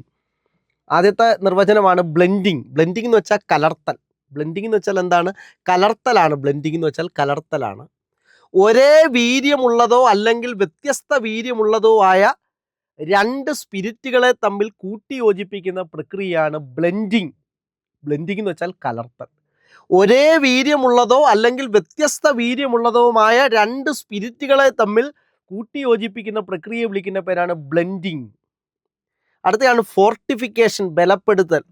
വീര്യം കുറഞ്ഞ സ്പിരിറ്റിൻ്റെ വീര്യം കൂട്ടുന്ന പ്രക്രിയ. വീര്യം കുറഞ്ഞ സ്പിരിറ്റിൻ്റെ വീര്യം കൂട്ടുന്ന പ്രക്രിയയാണ് ഫോർട്ടിഫിക്കേഷൻ, ബലപ്പെടുത്തൽ. വീര്യം കുറഞ്ഞ സ്പിരിറ്റിൻ്റെ വീര്യം കൂട്ടുന്ന പ്രക്രിയ. ലഘൂകരിക്കൽ, റെഡ്യൂസിങ്. സ്പിരിറ്റിനെ ജലവുമായി സംയോജിപ്പിക്കുന്ന പ്രക്രിയയാണ് ലഘൂകരിക്കൽ, റെഡ്യൂസിങ്. അടുത്തയാണ് കോമ്പൗണ്ടിങ്, കൂട്ടിച്ചേർക്കൽ. കോമ്പൗണ്ടിങ് കൂട്ടിച്ചേർക്കലാണ്. കോമ്പൗണ്ടിങ് കൂട്ടിച്ചേർക്കൽ. കോമ്പൗണ്ടിങ് കൂട്ടിച്ചേർക്കൽ. ബ്ലെൻഡിങ് കലർത്തൽ. ബ്ലെൻഡിങ് എന്ന് വെച്ചാൽ കലർത്തൽ, കോമ്പൗണ്ടിങ് എന്ന് വെച്ചാൽ കൂട്ടിച്ചേർക്കൽ. ഇറക്കുമതി ചെയ്തതോ ഇന്ത്യൻ നിർമ്മിതവുമായ സ്പിരിറ്റിൽ, എന്താണ് കോമ്പൗണ്ടിങ് കൂട്ടിച്ചേർക്കൽ? ഇറക്കുമതി ചെയ്തതോ ഇന്ത്യൻ നിർമ്മിതവുമായ സ്പിരിറ്റിൽ കൃത്രിമ നിറങ്ങളോ ഫ്ലേവറോ ചേർത്ത് വിദേശ മദ്യം തയ്യാറാക്കുന്നതാണ് കോമ്പൗണ്ടിങ്. കോമ്പൗണ്ടിങ് എന്ന് വെച്ചാൽ കൂട്ടിച്ചേർക്കൽ. ഇറക്കുമതി ചെയ്തതോ ഇന്ത്യൻ നിർമ്മിതവുമായ സ്പിരിറ്റിൽ, ഇറക്കുമതി ചെയ്തതോ ഇന്ത്യൻ നിർമ്മിതമായ സ്പിരിറ്റിൽ കൃത്രിമ നിറങ്ങളോ ഫ്ലേവറോ ചേർത്ത് വിദേശ മദ്യം തയ്യാറാക്കുന്നതാണ് കോമ്പൗണ്ടിങ്. അടുത്ത ENA, extra neutral alcohol. ENA എന്ന് വെച്ചാൽ എക്സ്ട്രാ ന്യൂട്രൽ ആൽക്കഹോൾ ആണ്. ENA extra neutral alcohol. Whisky, vodka എന്നിവയുടെ നിർമ്മാണത്തിനുള്ള അസംസ്കൃത വസ്തുവാണ് ENA. ENA എന്ന് വെച്ചാൽ extra neutral alcohol. Whisky, vodka എന്നിവയുടെ നിർമ്മാണത്തിനുള്ള അസംസ്കൃത വസ്തുവാണ് ENA, എക്സ്ട്രാ ന്യൂട്രൽ ആൽക്കഹോൾ. ലഹരി പാനീയങ്ങൾ ഉണ്ടാക്കുന്നതിനുള്ള പ്രാഥമിക അസംസ്കൃത വസ്തുക്കളാണിത്. ലഹരി പാനീയങ്ങൾ ഉണ്ടാക്കുന്നതിനുള്ള പ്രാഥമിക അസംസ്കൃത വസ്തുക്കൾ. നിറമില്ലാത്തതും മാലിന്യമില്ലാത്തതുമായ ഫുഡ് ഗ്രേഡ് ആൽക്കഹോളാണ് ENA. നിറമില്ലാത്തതും മാലിന്യമില്ലാത്തതുമായ ഫുഡ് ഗ്രേഡ് ആൽക്കഹോളാണ് ഇതെന്ന് പറയുന്നത് ENA. ഇനി RS, റെക്ടിഫൈഡ് സ്പിരിറ്റ്. ഉയർന്ന ഗാഢതയുള്ള ശുദ്ധീകരിക്കാത്ത എഥനോളിനെയാണ് നമ്മൾ റെക്ടിഫൈഡ് സ്പിരിറ്റ് എന്നറിയപ്പെടുന്നത്. ഇതിൽ 95% ആൽക്കഹോൾ അടങ്ങിയിരിക്കുന്നു. അടുത്ത അബ്സല്യൂട്ട് ആൽക്കഹോൾ. റെക്ടിഫൈഡ് സ്പിരിറ്റിൽ നിന്നും ജലം പരമാവധി നീക്കം ചെയ്ത് ശുദ്ധീകരിക്കുമ്പോൾ ലഭിക്കുന്ന ഉൽപ്പന്നം. എന്താണ് അബ്സല്യൂട്ട് ആൽക്കഹോൾ? റെക്ടിഫൈഡ് സ്പിരിറ്റിൽ നിന്നും ജലം പരമാവധി നീക്കം ചെയ്ത് ശുദ്ധീകരിക്കുമ്പോൾ ലഭിക്കുന്ന ഉൽപ്പന്നം. എഥനോൾ എന്ന രാസസംയുക്തത്തിൻ്റെ പൊതുവായ പേരാണ് അബ്സല്യൂട്ട് ആൽക്കഹോൾ എന്നറിയപ്പെടുന്നത്. ഇനി ഗേജിങ്ങും എനിക്ക് തോന്നുന്നു ചോദ്യം വന്നിട്ടുള്ളതാണെന്ന് തോന്നുന്നു. ഗേജ് ചെയ്യുക എന്നാൽ ഒരു പാത്രത്തിലോ വീപ്പയിലോ ഉള്ള സ്പിരിറ്റിൻ്റെ അളവ്, അല്ലെങ്കിൽ അതിൽ നിന്ന് എടുക്കുന്ന സ്പിരിറ്റിൻ്റെ അളവ്, അല്ലെങ്കിൽ അത്തരം പാത്രത്തിൻ്റെ വീപ്പയുടെ സംഭരണശേഷി എന്നിവ സംഭരണശേഷിയൊക്കെ കണ്ടെത്തുന്ന പ്രക്രിയയാണ് ഗേജിങ്. ഒരു പാത്രത്തിലോ വീപ്പയിലോ ഉള്ള സ്പിരിറ്റിൻ്റെ അളവിനെ ഗേജ് എന്ന് പറയാം. അല്ലെങ്കിൽ അതിൽ നിന്ന് എടുക്കുന്ന സ്പിരിറ്റിൻ്റെ അളവ്, അല്ലെങ്കിൽ അത്തരം പാത്രത്തിൻ്റെ വീപ്പയുടെ സംഭരണശേഷി എന്നിവയെ ഗേജിങ് കൊണ്ട് സൂചിപ്പിക്കാം. മൊളാസസ്, മധുര പലഹാരമായി ഉപയോഗിക്കുന്ന കട്ടിയുള്ള ഒരു സിറപ്പാണ് മൊളാസസ്. മധുര പലഹാരമായി ഉപയോഗിക്കുന്ന കട്ടിയുള്ള സിറപ്പാണ് മൊളാസസ്. എന്താണ് ഫെർമെൻറ്റേഷൻ? പഞ്ചസാരയെ മദ്യമാക്കി മാറ്റാൻ ഈസ്റ്റ് ഉപയോഗിക്കുന്ന പ്രക്രിയയാണ് ആൽക്കഹോളിക് ഫെർമെൻറ്റേഷൻ എന്ന് പറയുന്നത്. പ്രൂഫ് സ്പിരിറ്റ്, അടുത്തയാണ് പ്രൂഫ് സ്പിരിറ്റ്. ലണ്ടൻ പ്രൂഫ് എന്നറിയപ്പെടുന്നു. എഥനോൾ, വെള്ളം എന്നിവയുടെ മിശ്രിതമാണ് പ്രൂഫ് സ്പിരിറ്റ്. എഥനോൾ, വെള്ളം എന്നിവയുടെ മിശ്രിതമാണ് പ്രൂഫ് സ്പിരിറ്റ്. അടുത്ത റെക്ടിഫിക്കേഷൻ. നിറം ചേർക്കൽ, ഫ്ലേവർ ചേർക്കൽ, ശുദ്ധീകരിക്കൽ തുടങ്ങിയ മദ്യനിർമ്മാണത്തിലെ ഏത് ഘട്ടത്തെയും റെക്ടിഫിക്കേഷനിൽ ഉൾപ്പെടുത്താം. എന്താണ് റെക്ടിഫിക്കേഷൻ? നിറം ചേർക്കൽ, ഫ്ലേവർ ചേർക്കൽ, ശുദ്ധീകരിക്കൽ തുടങ്ങിയ മദ്യനിർമ്മാണത്തിലെ ഏത് ഘട്ടത്തെയും നമുക്ക് റെക്ടിഫിക്കേഷനിൽ ഉൾപ്പെടുത്താം. നിറം ചേർക്കുകയോ ഫ്ലേവർ ചേർക്കുകയോ ഈ മദ്യനിർമ്മാണത്തിലെ ഏത് ഘട്ടത്തെയും നമുക്ക് റെക്ടിഫിക്കേഷനിൽ ഉൾപ്പെടുത്താം. അടുത്ത ബോട്ടിലിംഗ്. ബോട്ടിലിങ്ങിലാക്കുക, പിന്നെ ബോട്ടിനകത്ത് ഇങ്ങനെ പാക്ക് ചെയ്യുക. മദ്യം ഒരു വീപ്പയിൽ നിന്നോ മറ്റേതെങ്കിലും ജാറിലേക്കോ ഫ്ലാസ്ക് അല്ലെങ്കിൽ അതുപോലുള്ള മറ്റെന്തെങ്കിലും കുപ്പികളിലേക്കോ മാറ്റുന്ന പ്രക്രിയയാണ് ബോട്ടിലിംഗ് എന്ന് പറയും. നമുക്കറിയാം, വലിയ ഇതിൽ നിന്ന് മദ്യം കുപ്പിയിലേക്ക് ആക്കുന്ന പ്രക്രിയയാണ് ബോട്ടിലിംഗ്.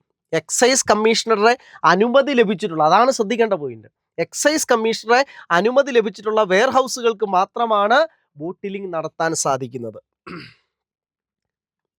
ഇനി ഈ നിറങ്ങൾ ചോദിക്കും. ഡിസ്റ്റിലറികളുടെയും വെയർ ഹൗസുകളുടെയും പൈപ്പുകളുടെ പെയിന്റിങ് അതിൻ്റെ നിറം ചോദിക്കാറുണ്ട്. വാഷ്, അതായത് പൈപ്പുകൾക്ക് വിവിധ നിറത്തിൽ പെയിന്റിങ് നൽകിയിരിക്കുന്നു. ഇതിൽ നിന്നൊരു ചോദ്യം ചോദിക്കാറുണ്ട്. എനിക്ക് തോന്നുന്നു ഇതിലേതോ ഒരു ചോദ്യം വന്നിട്ടുണ്ട് ഇപ്പം. അങ്ങനെ ഇത് നിങ്ങൾ എപ്പോഴും ശ്രദ്ധിക്കണം. ഡിസ്റ്റിലറി ആൻഡ് വെയർ ഹൗസ് റൂളിലെ ചട്ടം 25 അനുസരിച്ച് ഡിസ്റ്റിലറികളിലെ പൈപ്പുകൾക്ക് വിവിധ നിറത്തിലെ പെയിന്റിംഗ് ആണ് നൽകിയിരിക്കുന്നത്. ഇപ്പോൾ വാഷിന് നൽകിയിരിക്കുന്നത് പച്ച. സ്പിരിറ്റ് കടന്നു വന്ന പൈപ്പിന് റെഡ്. സ്പിരിറ്റ് റെഡ്, വാഷ് പച്ച, ജലം നീരാവി വെള്ള, സ്പെൻഡ് വാഷ് മഞ്ഞ, മൊളാസസ്, എൻ്റെ ഒരു ഓർമ്മ മൊളാസസ് ചോദിച്ചിട്ടുണ്ടെന്നാ, മൊളാസസ് നീല, പൈപ്പിൻ്റെ നിറം നീല. ഫെയിൻസ്, പൈപ്പിൻ്റെ നിറം ബ്രൗൺ. ഇനി ലോ വൈൻ എന്താണ്? വാഷിൻ്റെ ഡിസ്റ്റിലേഷൻ വഴി ഉണ്ടാകുന്ന അശുദ്ധമായ സ്പിരിറ്റാണ് ലോ വൈൻ. എന്താണ് ഫെയിൻസ് അല്ലെങ്കിൽ ഫിൻസ്? ലോ വൈനിൻ്റെ ഡിസ്റ്റിലേഷൻ വഴി ഉൽപ്പാദിപ്പിക്കുന്ന അശുദ്ധമായ സ്പിരിറ്റിനെ നമ്മൾ ഫെയിൻസ് അല്ലെങ്കിൽ ഫിൻസ് എന്ന് പറയാറുണ്ട്. ഇനി portable and non portable alcohol. Portable, കുടിക്കാവുന്ന മദ്യം. വളരെ ശുദ്ധീകരിച്ചതും കുടിക്കാൻ ഉപയോഗിക്കുന്നതുമായ മദ്യമാണ് പോർട്ടബിൾ ആൽക്കഹോൾ. ഉദാഹരണം, ഫെർമെന്റേറ്റഡ് ലിക്വറിന് കള്ളും ബിയറും വൈനും, ഡിസ്റ്റിൽഡ് ലിക്വറിന് ബ്രാൻഡിയും വിസ്കിയും സ്കോച്ചും ഒക്കെ എക്സാമ്പിൾ പറയാം. അടുത്ത നോൺ പോർട്ടബിൾ ആൽക്കഹോൾ, കുടിക്കാൻ കഴിയാത്ത മദ്യം, അതാണ് നോൺ പോർട്ടബിൾ ആൽക്കഹോൾ. അടുത്ത neutral spirit. Indian standard specification പ്രകാരം റെക്ടിഫൈഡ് സ്പിരിറ്റ് റെക്ടിഫിക്കേഷനിലൂടെയോ ഡിസ്റ്റിലൈസേഷനിലൂടെയോ വേർതിരിച്ചെടുക്കുമ്പോൾ ലഭിക്കുന്ന സ്പിരിറ്റ് അറിയപ്പെടുന്നത് ന്യൂട്രൽ സ്പിരിറ്റ് എന്നാണ്. ഇത് ചോദ്യം വന്നിട്ടുള്ളതാണ്. Neutral spirit Indian standard specification പ്രകാരം റെക്ടിഫൈഡ് സ്പിരിറ്റ് റെക്ടിഫിക്കേഷനിലൂടെയോ റീഡിസ്റ്റിലേഷനിലൂടെയോ വേർതിരിച്ചെടുക്കുമ്പോൾ ലഭിക്കുന്ന സ്പിരിറ്റിനെ അറിയപ്പെടുന്ന പേരാണ് ന്യൂട്രൽ സ്പിരിറ്റ്. ഓക്കെ. സ്പിരിറ്റ് പാനയോഗ്യമല്ലാതാക്കി മാറ്റുവാൻ താഴെ പറയുന്നവയിൽ ഏത് വസ്തുവാണ് ഉപയോഗിക്കുന്നത്? സ്പിരിറ്റ് പാനയോഗ്യമല്ലാതാക്കി മാറ്റുവാൻ താഴെ പറയുന്നവയിൽ ഏത് വസ്തുവാണ് ഉപയോഗിക്കുന്നത്? Crude pyridine. Distillery and warehouse ചട്ടങ്ങൾ പ്രകാരം അബ്സല്യൂട്ട് ആൽക്കഹോൾ എന്നാൽ എന്താണ്? അതായത് ഡിസ്റ്റിലറി ആൻഡ് വെയർഹൗസ് ചട്ടങ്ങൾ പ്രകാരം അബ്സല്യൂട്ട് ആൽക്കഹോൾ എന്ന് പറഞ്ഞാൽ എന്താണ്?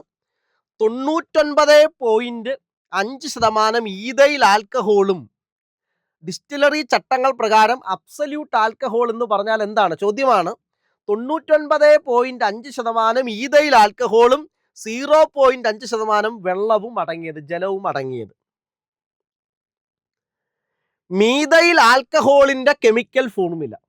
മീഥൈൽ ആൽക്കഹോളിന്റെ കെമിക്കൽ ഫോർമുല CH3OH, അതായത് മെഥനോൾ. CH3OH, മീഥൈൽ ആൽക്കഹോൾ മെഥനോളിന്റെ chemical formula CH3OH. Chemical formula of ethyl alcohol C2H5OH, അതാണല്ലോ ethanol. Chemical formula of ethyl alcohol ethanol C2H5OH. കേരളത്തിൽ അനുമതിയുള്ള 50 ലിറ്റർ ഇന്ത്യൻ നിർമ്മിത വിദേശ മദ്യം എത്ര പ്രൂഫ് ലിറ്റർ ആണ്? ഇത് ചോദ്യം വരുന്ന ഒന്നാണ്. കേരളത്തിൽ അനുമതിയുള്ള 50 ലിറ്റർ ഇന്ത്യൻ നിർമ്മിത വിദേശ മദ്യം എത്ര പ്രൂഫ് ലിറ്റർ ആണ്? 37.5. 37.5. ഈ ഒരു ഏരിയ, ഈ നിർവചനങ്ങൾ നിങ്ങളൊന്ന് ശ്രദ്ധിക്കണം. കാര്യം ഞാനത് സ്പീഡിൽ പറഞ്ഞു പോയത് 1-2 വട്ടം മാത്രമേ ഞാൻ പറഞ്ഞുള്ളൂ. പക്ഷെ അത്രയും മതി. നിങ്ങളൊന്ന് ശ്രദ്ധിച്ചാൽ ചിലപ്പോൾ ആ ഒരു മാർക്ക് അവിടെ വരാറുണ്ട്. പിന്നെ ആ കെമിക്കൽ ഫോർമുലയും അബ്സല്യൂട്ടും അതെല്ലാം നിങ്ങളൊന്ന് ശ്രദ്ധിക്കുക. ബ്ലെൻഡിങ്ങും ഗേജിങ്ങും ഒക്കെ ഒന്ന് ശ്രദ്ധിക്കുക. അവിടെ ഒരു മാർക്ക് വരാറുണ്ട്. ഇന്ന് മാരത്തോൺ ആയതുകൊണ്ട് സ്പീഡിൽ പറഞ്ഞ് ഇനി ക്വസ്റ്റ്യൻ എക്സ്പ്ലെയിൻ ചെയ്യുന്ന ഒരു മാരത്തോൺ വരുമ്പം നമുക്കതൊന്നുകൂടെ ഞാൻ ഡീറ്റെയിൽ ആയിട്ട് പറയാം. ഓക്കെ, നമുക്കടുത്ത ടോപ്പിക്കിലേക്ക് നമുക്ക് കടക്കാം. അത് കോട്ട്പ ആക്റ്റുമായി ബന്ധപ്പെട്ടതാണ്. COTPA, cigarettes and other tobacco products ആക്റ്റാണ്. കോട്ട്പ ആക്ട് എന്ന് പറയും. ഇന്ത്യൻ പാർലമെൻറ്റ് പാസ്സാക്കിയത് 2003 മെയ് 18-നാണ്. ഇന്ത്യൻ പാർലമെൻറ്റ് പാസ്സാക്കിയത് 2003 മെയ് 18-നാണ്. കോട്ട്പ എന്ന് പറയും cigarettes and other tobacco products ആക്റ്റാണ്. ഇതിൽ നിന്ന് ചോദ്യം വരുന്നുണ്ട്. കോട്ട്പ ആക്ട്, ഈ നിയമം ഇന്ത്യ മുഴുവൻ ബാധകമാണ്. അന്നേരം കോട്ട്പ ആക്ട് എപ്പോഴും ശ്രദ്ധിക്കണം, ഇന്ത്യ മുഴുവൻ കോട്ട്പ ആക്ട് ബാധകമാണ്. Cigarettes and other tobacco products act എന്നാണ് ഇതിനെ അറിയപ്പെടുന്നത്. 2003 മെയ് 18-നാണ് ഇത് ഇന്ത്യൻ പാർലമെൻറ്റ് പാസ്സാക്കിയത്. ഈ നിയമം ഇന്ത്യ മുഴുവൻ ബാധകമാണ്. പാർലമെൻറ്റ് പാസ്സാക്കിയത് 2003 മെയ് 18-നാണ്. നിയമത്തിൽ സൂചിപ്പിക്കുന്നത് എന്താണ്? ഒന്ന്, സിഗരറ്റ്, പുകയില ഉൽപ്പന്നങ്ങൾ എന്നിവ പരസ്യം ചെയ്യാൻ പാടില്ല.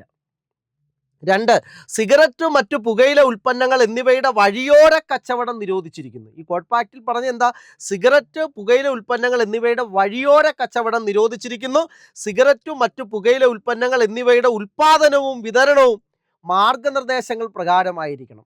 മൂന്നാമത്തെ എന്താ? സിഗരറ്റ്, മറ്റു പുകയില ഉൽപ്പന്നങ്ങൾ എന്നിവയുടെ ഉൽപ്പാദനവും വിതരണവും മാർഗനിർദ്ദേശങ്ങൾ പ്രകാരമായിരിക്കണം. ഇനി വീണ്ടും ശ്രദ്ധിക്കണം, പൊതുസ്ഥലത്തെ പുകവലി നിരോധിച്ചുകൊണ്ട് കേരള ഹൈക്കോടതിയുടെ ഓർഡർ വന്നതെന്ന്, കേരള ഹൈക്കോടതി ഉത്തരവിറക്കിയതെന്ന്. പൊതുസ്ഥലത്തെ പുകവലി നിരോധിച്ചത് 1999 ജൂലൈ 12.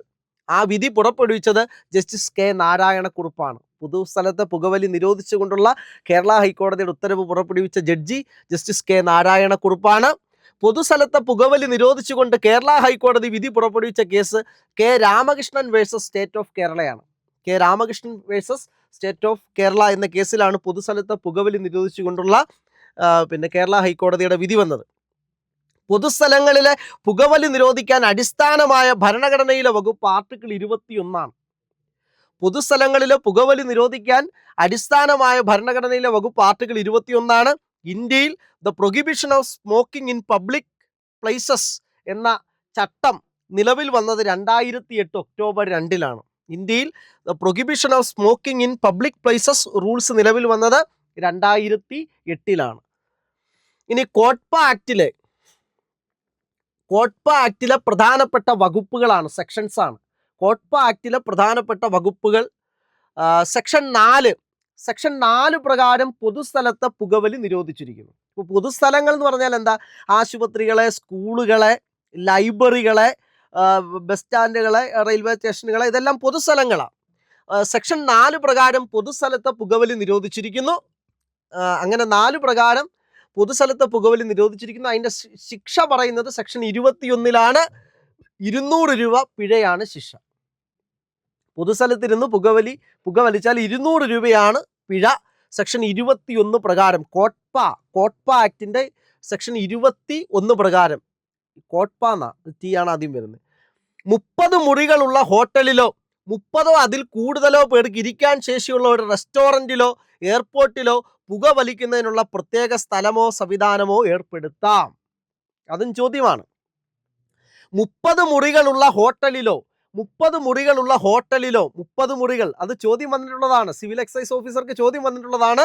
30 മുറികളുള്ള ഹോട്ടലിലോ 30 അതിൽ കൂടുതലോ പേർക്ക് ഇരിക്കാൻ ശേഷിയുള്ള ഒരു റെസ്റ്റോറൻറ്റിലോ എയർപോർട്ടിലോ പുക വലിക്കുന്നതിനുള്ള പ്രത്യേക സ്ഥലമോ സംവിധാനമോ ഏർപ്പെടുത്താം.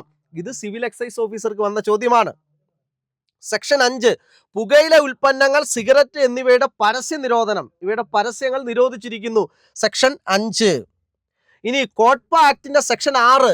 കോട്ട്പ ആക്ടിന്റെ സെക്ഷൻ 6 എന്താണെന്ന് ചോദിച്ചു കഴിഞ്ഞാൽ, കോട്ട്പ ആക്ടിന്റെ സെക്ഷൻ 6 18 വയസ്സിന് താഴെയുള്ളവർക്കും പ്രത്യേക പ്രദേശങ്ങളിലും സിഗരറ്റും മറ്റു പുകയില ഉൽപ്പന്നങ്ങളോ വിൽക്കുന്നതിനുള്ള നിരോധനം. 18 വയസ്സെന്ന് വെച്ചാൽ ചൈൽഡായിട്ട് 18 വയസ്സ് വരെ പരിഗണിക്കും. 18 വയസ്സ് താഴെയുള്ളവർക്കുള്ള പുകയില, സിഗരറ്റും മറ്റു പുകയില ഉൽപ്പന്നങ്ങളുടെ നിരോധനം സെക്ഷൻ 6 പറയുന്നു. കോട്ട്പ ആക്ടിന്റെ അതിന്റെ പിഴ 200 രൂപയാണ് പിഴ. സെക്ഷൻ 6A, 18 വയസ്സിന് താഴെ പ്രായമുള്ളവർക്ക് പുകയില ഉൽപ്പന്നങ്ങൾ വിൽക്കുന്നത് നിരോധിച്ചിരിക്കുന്നു. അവർക്ക് 18 വയസ്സ് താഴെയുള്ളവർക്ക് വിൽക്കുന്നത് നിരോധിച്ചിരിക്കുന്നു. സെക്ഷൻ 6A, 200 രൂപ പിഴ ശിക്ഷയായി ലഭിക്കാവുന്ന കുറ്റമാണ്. അടുത്ത COTPA ആക്ടിന്റെ section 6B, section 6B, വിദ്യാഭ്യാസ സ്ഥാപനങ്ങളുടെ, ഇത് ചോദിച്ചിട്ടുണ്ട്, വിദ്യാഭ്യാസ സ്ഥാപനങ്ങളുടെ 100 യാർഡ്സ് ഏരിയയിൽ പുകയില ഉൽപ്പന്നങ്ങൾ വിൽക്കുന്നത് കർശനമായി നിരോധിച്ചിരിക്കുന്നു. ഈ 100 യാർഡ് ശ്രദ്ധിച്ചോണം. സെക്ഷൻ 6B, അതായത് കോട്ട്പ ആക്ടിന്റെ സെക്ഷൻ 6B, വിദ്യാഭ്യാസ സ്ഥാപനങ്ങളുടെ 100 യാർഡ്സ് ഏരിയയിൽ പുകയില ഉൽപ്പന്നങ്ങൾ വിൽക്കുന്നത് കർശനമായി നിരോധിച്ചിരിക്കുന്നു. 200 രൂപ വരെ പിഴയായി, 200 രൂപ പിഴ ശിക്ഷയായി ലഭിക്കാവുന്ന കുറ്റമാണ്. 200 രൂപ പിഴ ശിക്ഷയായി ലഭിക്കാവുന്ന കുറ്റമാണ്. സെക്ഷൻ 9, സിഗരറ്റുകളിലോ മറ്റേതെങ്കിലും പുകയില ഉൽപ്പന്നങ്ങളുടെ പാക്കേജുകളിലോ ഉപയോഗിക്കുന്ന ഭാഷയെക്കുറിച്ച്, ഇംഗ്ലീഷിലോ ഇന്ത്യൻ ഭാഷയിലോ ആയിരിക്കണം. ലേബലുകളും മുന്നറിയിപ്പുകളും ഇംഗ്ലീഷിലോ ഇന്ത്യൻ ഭാഷകളിലോ അല്ലെങ്കിൽ മേൽപ്പറഞ്ഞ രണ്ടിലുമോ ആയിരിക്കണം. ഇംഗ്ലീഷിലോ ഇന്ത്യൻ ഭാഷകളിലോ. സെക്ഷൻ 9, കോട്ട്പ ആക്ടിന്റെ സെക്ഷൻ 9, സിഗരറ്റുകളിലോ മറ്റേതെങ്കിലും പുകയില ഉൽപ്പന്നങ്ങളുടെ പാക്കേജുകളിലോ ഉപയോഗിക്കുന്ന ഭാഷയെക്കുറിച്ചാണ് പ്രതിപാദിക്കുന്നത്. സെക്ഷൻ 12, സബ് ഇൻസ്പെക്ടർ റാങ്കിന് മുകളിലുള്ള ഉദ്യോഗസ്ഥന് പ്രവേശനത്തിനും തിരയലിനുമുള്ള അധികാരം കൊടുക്കുന്നത് സെക്ഷൻ 12. സെക്ഷൻ 13, പുകയില ഉൽപ്പന്നങ്ങൾ പിടിച്ചെടുക്കാനുള്ള അധികാരം. സെക്ഷൻ 13, പുകയില ഉൽപ്പന്നങ്ങൾ പിടിച്ചെടുക്കാനുള്ള അധികാരം. ഇന്ത്യയിൽ വിൽപ്പന നടത്തുന്ന പുകയില ഉൽപ്പന്ന പാക്കറ്റിൽ, ചോദ്യം, ഇന്ത്യയിൽ വിൽപ്പന നടത്തുന്ന പുകയില ഉൽപ്പന്ന പാക്കറ്റിൽ എത്ര ശതമാനം സ്ഥലത്ത് പുകയില ഉൽപ്പന്നം ഉപയോഗിച്ചാൽ ഉണ്ടാകുന്ന ഭവിഷ്യത്തുകളെ കുറിച്ച് മുന്നറിയിപ്പുണ്ടാകണം. ഇന്ത്യയിൽ വിൽപ്പന നടത്തുന്ന പുകയില ഉൽപ്പന്ന പാക്കറ്റിൽ എത്ര ശതമാനം സ്ഥലത്ത് പുകയില ഉൽപ്പന്നങ്ങൾ ഉപയോഗിച്ചാൽ ഉണ്ടാകുന്ന ഭവിഷ്യത്തുകളെ കുറിച്ച് മുന്നറിയിപ്പുണ്ടാകണം. ആൻസർ 85%. ആൻസർ എത്ര? 85%. കോട്ട്പ നിയമപ്രകാരം, കോട്ട്പയാണ് ഇത്, COPTA എന്നാണ് വന്നത്, COTPA ആണ്. കോട്ട്പ നിയമപ്രകാരം എത്ര മുറികളുള്ള ഒരു ഹോട്ടലിലാണ് സ്മോക്കിംഗ് ഏരിയ പ്രത്യേകം സജ്ജീകരിക്കേണ്ടത്? ഇത് PSC ചോദ്യമാണ്. കോട്ട്പ നിയമപ്രകാരം എത്ര മുറികളുള്ള ഒരു ഹോട്ടലിലാണ് സ്മോക്കിംഗ് ഏരിയ പ്രത്യേകം സജ്ജീകരിക്കേണ്ടത്? Option A 20, option B 30, option C 10, option D 25. നമുക്കറിയാം ഓപ്ഷൻ B 30.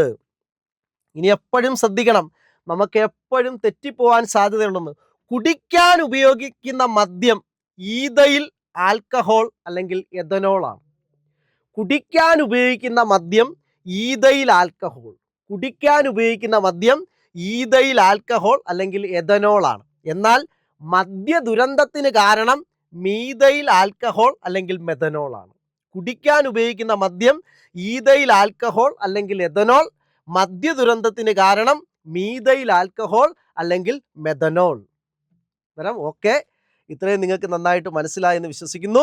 നമുക്കടുത്ത ഇനി സ്പെഷ്യൽ ടോപ്പിക്കിലെ ഇൻഫർമേഷൻ ടെക്നോളജി ആക്ടിലേക്ക് പോകാം. ഹായ് കൂട്ടുകാരെ, അന്നേരം ഞാൻ നമ്മുടെ ഈ ഒരു കാര്യം കൂടെ പറയാനായിട്ടാണ്. അന്നേരം മിനർവയുടെ നേതൃത്വത്തിൽ നമ്മളൊരു ഫോഴ്സ് ബാച്ച് 2026 നമുക്ക് ഏറ്റവും കൂടുതൽ ജോലി അവസരങ്ങൾ നൽകുന്നത് ഫോഴ്സ് ബാച്ചാണ്. അതായത് പോലീസ്, CPO, അതുപോലെ തന്നെ woman CPO, excise, fire force, forest, jail, assistant present officer ഇപ്പം മെന്നിന് വിളിച്ചിട്ടുണ്ട്. അതുപോലെ തന്നെ ഫോറസ്റ്റ്, ബീറ്റ് ഫോറസ്റ്റ് ഓഫീസർ വിളിക്കാൻ പോകുന്നു. ഫയർഫോഴ്സ്, എക്സൈസ്, CPO, ഈ 5 ഫോഴ്സിനും കൂടെ ഒറ്റ പരിശീലനം നൽകാൻ പോവുകയാണ്. അന്നേരം നിങ്ങൾ വിചാരിക്കുക 5 കാര്യം നമുക്ക് ഈ ഒരു 5 അവസരങ്ങളാണ് നമ്മുടെ മുന്നിലുള്ളത്. ഫോഴ്സ് ബാച്ച് എന്ന പേരിൽ മിനർവ ആരംഭിക്കുന്നു. 5 അവസരങ്ങളാണ് നമ്മുടെ മുന്നിലുള്ളത്. ഈ 5 അവസരത്തിനും കൂടെ ഒറ്റ പരിശീലനം. നിങ്ങൾ ചോദിക്കുക എല്ലാത്തിനും സ്പെഷ്യൽ ടോപ്പിക് 20 മാർക്ക് വ്യത്യാസമല്ലേ? സ്പെഷ്യൽ ടോപ്പിക് എല്ലാത്തിനും പ്രത്യേകം എടുത്തു തരും. സ്പെഷ്യൽ ടോപ്പിക് എല്ലാത്തിനും പ്രത്യേകം എടുത്തു തരും. കാര്യം സ്പെഷ്യൽ ടോപ്പിക്കും കറണ്ട് അഫെയറും ഒക്കെ നമ്മളെ ഒരുപാട് ഉയർന്ന റാങ്കിലേക്ക് എത്തിക്കുന്നതാണ്. സ്പെഷ്യൽ ടോപ്പിക് ഓരോന്നിൻ്റെയും പ്രത്യേകം എടുത്തു തരും. എല്ലാത്തിനും കൂടി ഈ 5 പരിശീലനത്തിനും നിങ്ങൾക്ക് ഈ 5 ഇതിനും നിങ്ങൾക്ക് ഒറ്റ പരിശീലനം ലഭിക്കുന്നുണ്ട്. നിങ്ങൾക്ക് താല്പര്യമുള്ളവർക്ക് ഈ തന്നിരിക്കുന്ന നമ്പറിൽ മെസ്സേജ് ചെയ്യുകയോ കോൺടാക്റ്റ് ചെയ്യുകയോ വിളിക്കുകയോ ചെയ്യാം. അപ്പോൾ നിങ്ങൾക്ക് ഈ കോഴ്സിൻ്റെ കൂടുതൽ ഡീറ്റെയിൽ പറയുന്നതായിരിക്കും. കാര്യം നമുക്ക് ഏറ്റവും എളുപ്പത്തിൽ അല്ലെങ്കിൽ നമുക്ക് 2026 തന്നെ നമുക്ക് ജോലി ഉറപ്പിക്കാൻ നമ്മളെ സഹായിക്കുന്നതാണ് ഈ ഫോഴ്സ് ബാച്ച്. താല്പര്യമുള്ളവരെല്ലാവരും ഈ നമ്പറിൽ മെസ്സേജ് അയക്കുകയോ കോൺടാക്റ്റ് ചെയ്യുകയോ ചെയ്യുക. സ്പെഷ്യൽ ടോപ്പിക്കിൻ്റെ നമ്മുടെ സിലബസിൽ തന്നിരിക്കുന്ന അടുത്തൊരു ടോപ്പിക്കാണ് ഇൻഫർമേഷൻ ടെക്നോളജി ആക്ട് 2000. 2 മാർക്കാണ് അതിനകത്ത് സിലബസിൽ പറഞ്ഞിരിക്കുന്നത്. അതായത് ഇന്ത്യയുടെ സൈബർ നിയമം, ഇൻഫർമേഷൻ ടെക്നോളജി ആക്ട് 2000. അതിനകത്ത് നമ്മൾ ഇൻഫർമേഷൻ ടെക്നോളജി ആക്ട് 2000 എന്ന് പറയുമ്പം ഇന്ത്യയിലെ ഈ IT നിയമം, ഇന്ത്യയിൽ IT നിയമം എന്ന് പറയുന്നത്, ഇന്ത്യയിൽ IT നിയമം 2000-ലാണ് ഇന്ത്യയിൽ IT നിയമം നിലവിൽ വന്നത്. 2000 ജൂൺ 9-ലാണ് ഇന്ത്യയുടെ IT നിയമത്തിൽ പ്രസിഡന്റ് ഒപ്പുവെച്ചത്. ഇന്ത്യയുടെ IT നിയമത്തിൽ ഇന്ത്യൻ പ്രസിഡന്റ് ഒപ്പുവെച്ചത് 2000 ജൂൺ 9-നാണ്. ഇന്ത്യയുടെ IT ആക്ടിൽ ഒപ്പുവെച്ച ഇന്ത്യയുടെ പ്രസിഡന്റ്, 2000-ലെ IT ആക്ടിൽ ഒപ്പുവെച്ച ഇന്ത്യയുടെ പ്രസിഡന്റ് KR നാരായണനും IT ആക്ട് കൊണ്ടുവന്ന സമയത്ത് ഇന്ത്യയുടെ പ്രധാനമന്ത്രി AB വാജ്പേയിയുമാണ്. 2000 ജൂൺ 9-നാണ് ഇന്ത്യൻ പ്രസിഡന്റ് IT ആക്ടിൽ ഒപ്പുവെച്ചത്. എന്നാൽ IT ആക്ട് ഇന്ത്യ മുഴുവൻ നിലവിൽ വന്നത്, IT ആക്ട് പ്രാബല്യത്തിൽ വന്നത്, IT ആക്ട് ഇന്ത്യയിൽ പ്രാബല്യത്തിൽ വന്നത്, നിലവിൽ വന്നത് 2000 ഒക്ടോബർ 17-നാണ്. IT ആക്ട് ഇന്ത്യയിൽ പ്രാബല്യത്തിൽ വന്നത് 2000 ഒക്ടോബർ 17-നാണ്. IT ആക്ട് ഇന്ത്യയിൽ നിലവിൽ വന്നത് 2000 ഒക്ടോബർ 17-നാണ്. ഇനി IT ആക്ടിലെ പ്രധാനപ്പെട്ട സിലബസിൽ തന്നിരിക്കുന്ന സെഷൻസ് നമുക്ക് നോക്കണം. സെഷൻസ് എന്ന് വെച്ച് കഴിഞ്ഞാൽ വകുപ്പുകൾ. ഇന്ത്യയുടെ IT ആക്ടിന് ഭേദഗതി വന്നത്, ഇന്ത്യയുടെ IT ആക്ടിന് ഭേദഗതി വന്ന വർഷം 2008-ലാണ്. ഇന്ത്യയുടെ IT ആക്ടിന് ഭേദഗതി വന്ന വർഷം 2008-ലാണ്. ഭേദഗതി വന്ന IT ആക്ട് നിലവിൽ വന്നത് 2009 ഒക്ടോബർ 27-നാണ്. അന്നേരം ഇന്ത്യയിലെ IT ആക്ട് അമെൻഡ് ചെയ്ത വർഷം 2008-ആണ്. IT ആക്ടിലെ പ്രധാനപ്പെട്ട സെക്ഷൻസ്: ഒന്ന് section 43, penalty and compensation for damage to computer or computer system. Computer system മുതലായവ കേടുവരുത്തിയാലുള്ള പിഴയും നഷ്ടപരിഹാരത്തെക്കുറിച്ചും പ്രതിപാദിക്കുന്ന സെക്ഷനാണ് സെക്ഷൻ 43. അതായത് സെക്ഷൻ 43 എന്താണ്? കമ്പ്യൂട്ടർ സിസ്റ്റം മുതലായവ കേടുവരുത്തിയാലുള്ള പിഴ, അതിൻ്റെ നഷ്ടപരിഹാരം എന്നിവയെക്കുറിച്ചൊക്കെ പ്രതിപാദിക്കുന്ന ഇന്ത്യൻ IT ആക്ടിൻ്റെ സെക്ഷനാണ് സെക്ഷൻ 43. സെക്ഷൻ 43 ആണ് അതിനെക്കുറിച്ച് പ്രതിപാദിക്കുന്നത്. സെക്ഷൻ 43 ആണ്. ഉടമയുടെയോ ചുമതലയുള്ള വ്യക്തിയുടെയോ അനുമതിയില്ലാതെ ഉപയോഗിക്കുന്നതിലൂടെ കമ്പ്യൂട്ടർ സിസ്റ്റം, നെറ്റ്വർക്ക് എന്നിവയ്ക്ക് കേടുപാടുകൾ സംഭവിച്ചാൽ അങ്ങനെ ബാധിക്കപ്പെടുന്ന വ്യക്തിക്ക് നഷ്ടപരിഹാരവും പിഴയും നൽകാൻ നമ്മൾ ബാധ്യസ്ഥരാണ്. അതായത് നമ്മൾ ഉടമയുടെ വ്യക്തിയുടെയോ അനുമതിയില്ലാതെ നമ്മളൊരു സിസ്റ്റം ഉപയോഗിച്ച് അതിനകത്ത് എന്തെങ്കിലും കേടുപാടുകൾ വന്നാൽ ആ ഉപയോഗിക്കുന്ന ആൾ അത് കൊടുക്കാൻ ബാധ്യസ്ഥനാണ്. മറ്റുള്ളവരുടെ മറ്റുള്ളവരുടെ അനുവാദമില്ലാതെ ഉപയോഗിച്ചു കഴിഞ്ഞാൽ അതിനകത്ത് വരുന്ന കേടുപാടുകൾക്ക് അത് ഉപയോഗിക്കുന്ന ആള് ബാധ്യസ്ഥനാണ്. ഇനി സെക്ഷൻ 43A ഡേറ്റ പരിരക്ഷിക്കുന്നതിൽ പരാജയപ്പെട്ടാലുള്ള നഷ്ടപരിഹാരത്തെക്കുറിച്ച് പ്രതിപാദിക്കുന്നു. നമ്മുടെ compensation for failure to protect data, അതായത് ഡേറ്റ സംരക്ഷിക്കുന്നതിൽ പരാജയപ്പെട്ടാൽ നഷ്ടപരിഹാരത്തെക്കുറിച്ച് പ്രതിപാദിക്കുന്ന വകുപ്പാണ് സെക്ഷൻ 43A. നഷ്ടപരിഹാരം കൊടുക്കാൻ ആരൊക്കെയാണ് ബാധ്യസ്ഥൻ? കമ്പനി കൊടുക്കാൻ ബാധ്യസ്ഥരാണ്, പാർട്ട്ണർഷിപ്പ് സ്ഥാപനം കൊടുക്കാൻ ബാധ്യസ്ഥരാണ്, വ്യക്തികൾ കൊടുക്കാൻ ബാധ്യസ്ഥരാണ്. നമ്മുടെ ഡേറ്റയൊക്കെ നഷ്ടപ്പെടുത്തി കഴിഞ്ഞാൽ അതിന് ഡേറ്റ പരിരക്ഷിക്കുന്നതിൽ പരാജയപ്പെട്ടാൽ നഷ്ടപരിഹാരത്തെക്കുറിച്ച് പ്രതിപാദിക്കുന്ന വകുപ്പ് സെക്ഷൻ 43A.